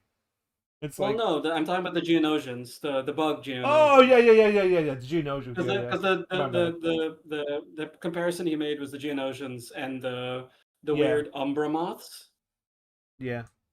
Let me go back. Oh which no. again whoops. is a poor comparison, by the way. Still a very poor Yes, comparison. I agree, and so is this, by the way. The speeder. He's like, oh no, someone runs Yeah, away. you see her speeding back, It's like even though they're like that scene is Anakin bringing the So- corpse of Shmi. so when Luke when Luke takes off after at the speeder It's bike. just like Acolyte. Yeah, it's like, what are you doing? It's like, Stop it. this is just you see it has things similar to this thing. It's like yeah. You mean but it they're takes not the place same. in the universe They of really Star aren't the same. Wars? Like You see, they also have speeders. You see, they also have bugs. You see, they also have like a master talking to a young It's future like- Padawan. these are such like the most broad strokes. It's like, you It's know the most what? broad strokes. This town is just like the other one because it has a Starbucks. I can tell It's he's like- joking. I can tell he's obviously just being superficial and probably Yes. joking, but at the same time, I can't tell because half the time he's also he's also just being very petty and critical of like stuff that doesn't make sense. Yeah, I Of know. Stuff like that I- doesn't have any right to be like the criticisms don't land well. So Mhm. it reminds me of like Cinema Sins sometimes and Cinema Wins where they will just say, Oh. oh, cooperation or oh, Ding. naked woman or naked ding, and then they will actually go into an actual like insightful or attempt at insightful criticism, and then back to joking. Mm-hmm. If you kind of think about it, these scenes between Rings of Power and Acolyte are quite similar, because in both scenes, May and Galadriel are cunts. Like this is like this is like if he said the Rings of Power is just like Lord of the Rings because at the scene with Elendil, who's an ancestor to Aragorn, he is also being presented with Narsil, the elven sword. Okay. All right. Let's continue. Anxious Padawan leaves on a speeder. Nemoidians. Everyone is stupid and no one knows what's going on. R2D2 No. and So why are you defending No, Acolyte with this The way? Jedi Council are not stupid. They understand that there is something going on in Naboo, but they also don't have the authority to authorize a full scale thing. I They think point he out meant we are not soldiers. I think he meant overall that the Jedi are being kind of dumb, and I sort of agree, but I also like depending on the scene. But here's the thing: the ones in the Acolyte are way dumber. Like No, like the ones in Acolyte are like retarded. also this thing in space right here, there's a campfire in space. It's not the same. So, anyways, OSHA both fix a spaceship from the outside. you know, I once said but she does they're remind. using astromech Okay. droids. They're using astromech droids because they're safer. Well, the other thing is like I know she acts like a robot, but she's not actually a robot. I mean, they're not that similar. Yeah. Two Jedis board a Nemoidian ship. You gotta be kidding me!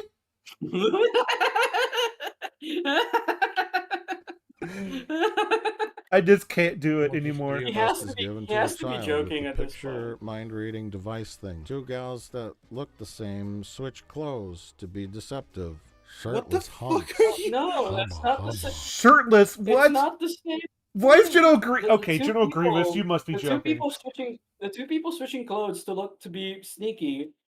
One, Osha and May switching clothes was because May knocked Osha out and then took her clothes. That's what happened. With Yeah. Sabe, I think with Sabe and and Padme, they switched clothes as a security measure. I'm running out of steam, so I'm just, Let's like finish this is just like continue. dumb. This is dumb. A phantom This is menace very- of sorts. Hologram interference about an important message that doesn't get through. Yeah. Showing But off the by important using message- the force or the but thread the to message float that doesn't around a get piece of through fruit. is Obi-Wan Little being kid in the attacked. Journey to the dark Vic- side. Vic, a big fire. Bunch just of give up. Jedi in a fight This that is so eventually gets stupid. slaughtered. Like- Soul promises to train Is Osha. this just a joke? Qui-Gon promises Or to is he train the joke? Anakin. Secret bad guy attempting to groom a new apprentice. Who was his father? Yeah, but they're treated in the right. Osha and They're fucking treated as Kylo Ren are- justified. They're treated as treated justified What while the fuck are you on? God damn it! they're treated as justified while Palpatine, kind of turning Anakin is seen as something horrible and something like Yes, dark and insidious because you feel bad because Anakin When- just needs someone to talk to. When Padme says, you're going down a path I can't follow," she's crying her eyes out. It's not good. Yeah, it's like no. The whole thing is that Anakin is like he is weaponizing Anakin's doubts against him to make him do things against people Well, he's obviously allied with.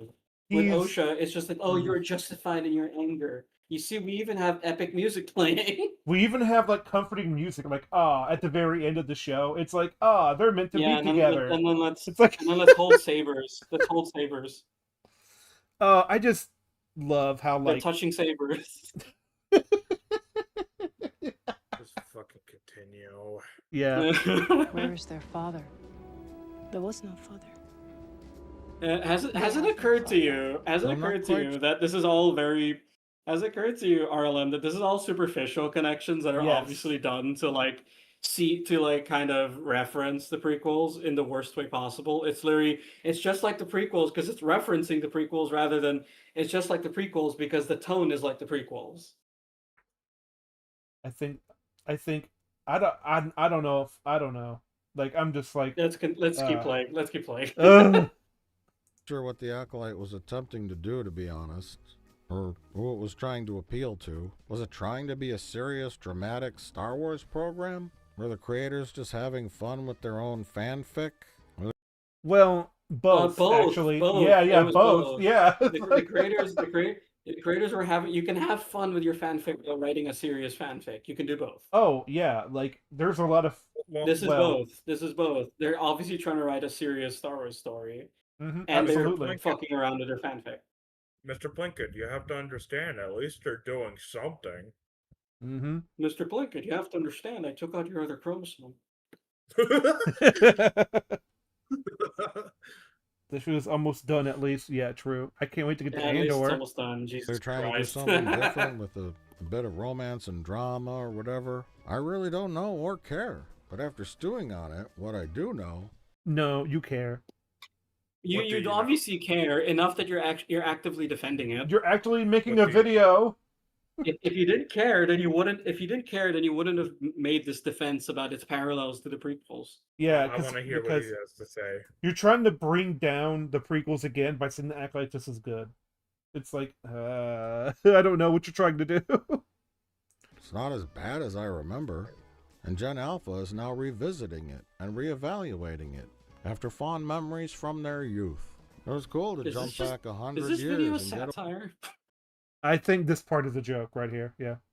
away from it all. Kind of like a vacation. It also dealt with what I thought was kind of an interesting subject I haven't seen explored in Star Wars before. What do the Jedi do? No, it Oh, was boy! explored in Star Wars before, but you literally said, "Oh yeah, that's just cool Jedi fighting." You literally ignored the nuance. You also say it's just like the prequels, but we've never done it before. Which is it? Fucking moron. He also drew a bunch of parallels to the prequels. That's so what I it's just like said, you're saying yeah. It's just like the prequels, but you're also saying it's new. So it's like, which is it? Yeah. So you can't have it both ways. Like, I'm sorry, especially with the fact that you're saying it's just like the prequels because it had the same shots. It's like the reason why which is it, Western Man? Yeah. Which way, Western Man? The reason why Cat Dog works is because one's a cat and one's a dog, and they're supposed to be opposites. Continue. Let's continue the video. What do the Jedi do when a group of thread-using witches start training children? What is the law or ethics of this kind of situation? The Jedi don't own the Force. Someday those noble intentions you all have will destroy every Jedi in the galaxy. Oh, Well, wow. The thing is, it's not their noble intentions that kill them. It's their blindness to their own traditions that kill them. It's not their noble intentions. I fucking hate it when people like grab bad pieces of media and they're like, look at this one line. Doesn't that make you kind of think about things? It's like if I was like, Rings of Power is actually good, and then I was like, why does a stone sink while a ship floats? And the ship points You up see, the Froggo, sky. You see, Froggo. It's not about killing what you hate, but saving what you love. Oh God. Well, it's kind of like that Twitter post that says "still thinking about this scene" and what makes it so good. And they show like that one scene. Like, why does it's like a thing from like maybe from like Stephen King's It. Like, why does it hate? Why is it so Why does it mean? hate? Why is it so mean? It's like, oh my gosh, you're embarrassing. Let's continue. How the Jedi should be? I don't know. Maybe? You know, I didn't come in and say like, what about baby Han Solo? You know what I mean? Like, it was like, I was like, what I'm really interested in. Well, Han Solo is wouldn't I'm be really fucking interested alive. In, Star Wars from the perspective of the bad guys. Therefore, if we set something, come in Hold and on. say like, what Hold about on. baby Han Solo? You know what I mean? Like, it was like, I was like, what I'm really interested in is I'm really interested in Star Wars from the perspective of the bad guys. Therefore, if we set something earlier in the timeline, something before the prequels, but a little bit after, end of High Republic, I was like, then the Jedi become, because Star Wars is always about rebels versus institutional threat, right? Underdogs versus... Not really. No. Not really. Not really. It's like, look at the prequels. The Maybe prequels weren't from their about, inception. Yeah.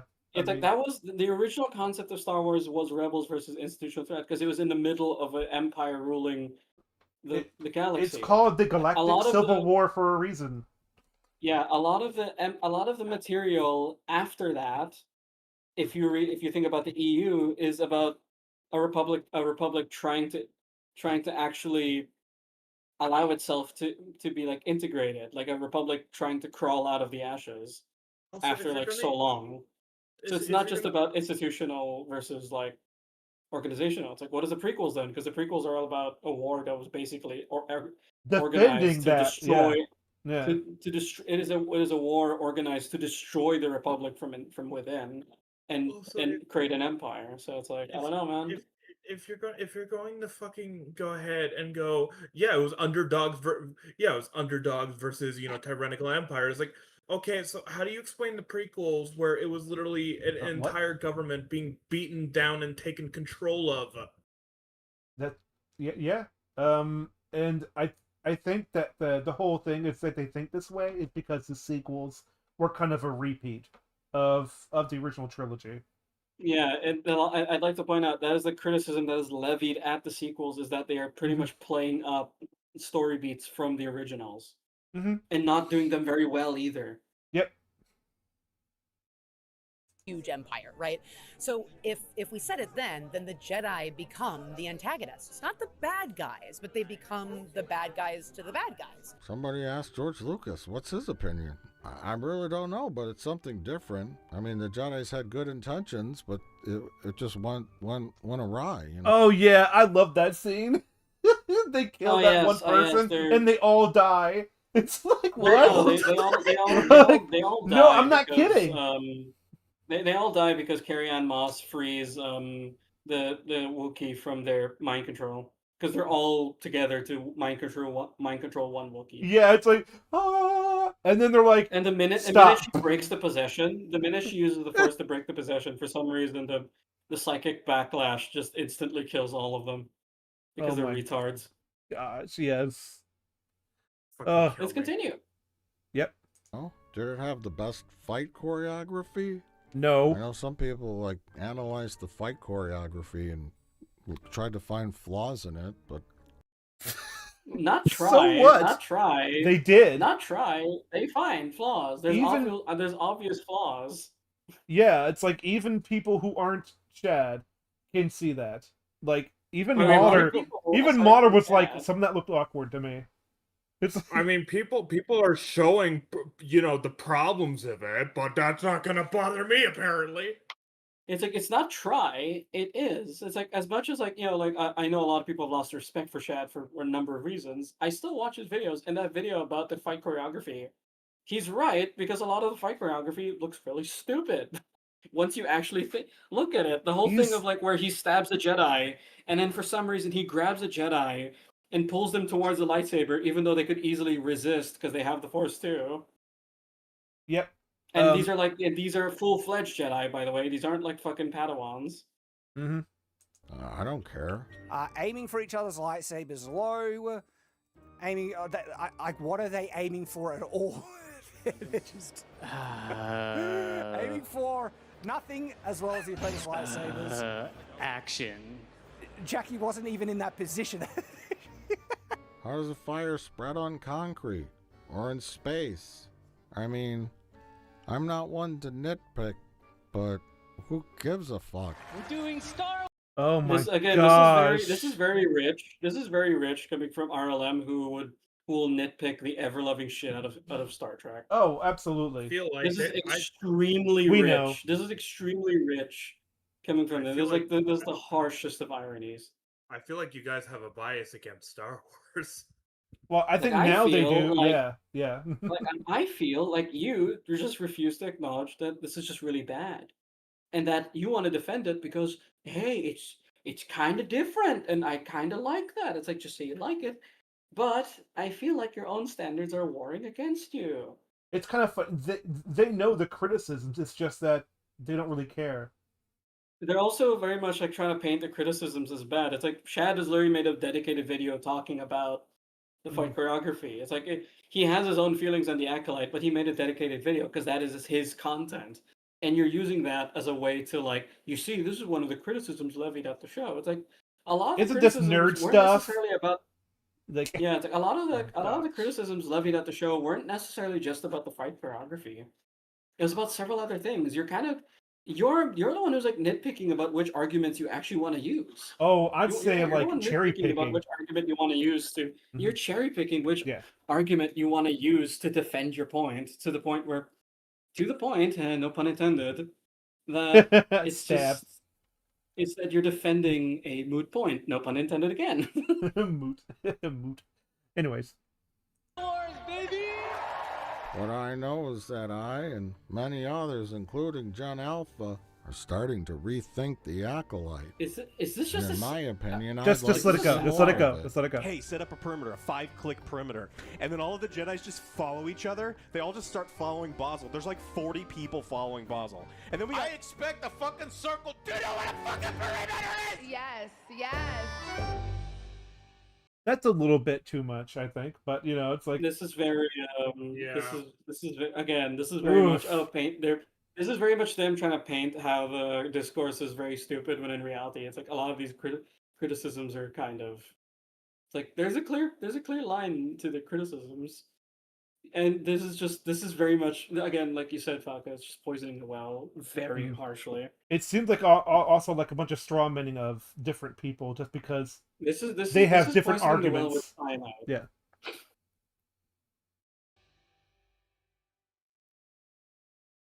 Number 6. Andor has ruined Star Wars. And Oh Star boy. Wars has Oh ruined Andor. boy. Oh my Andor has gosh. ruined Star Wars for me.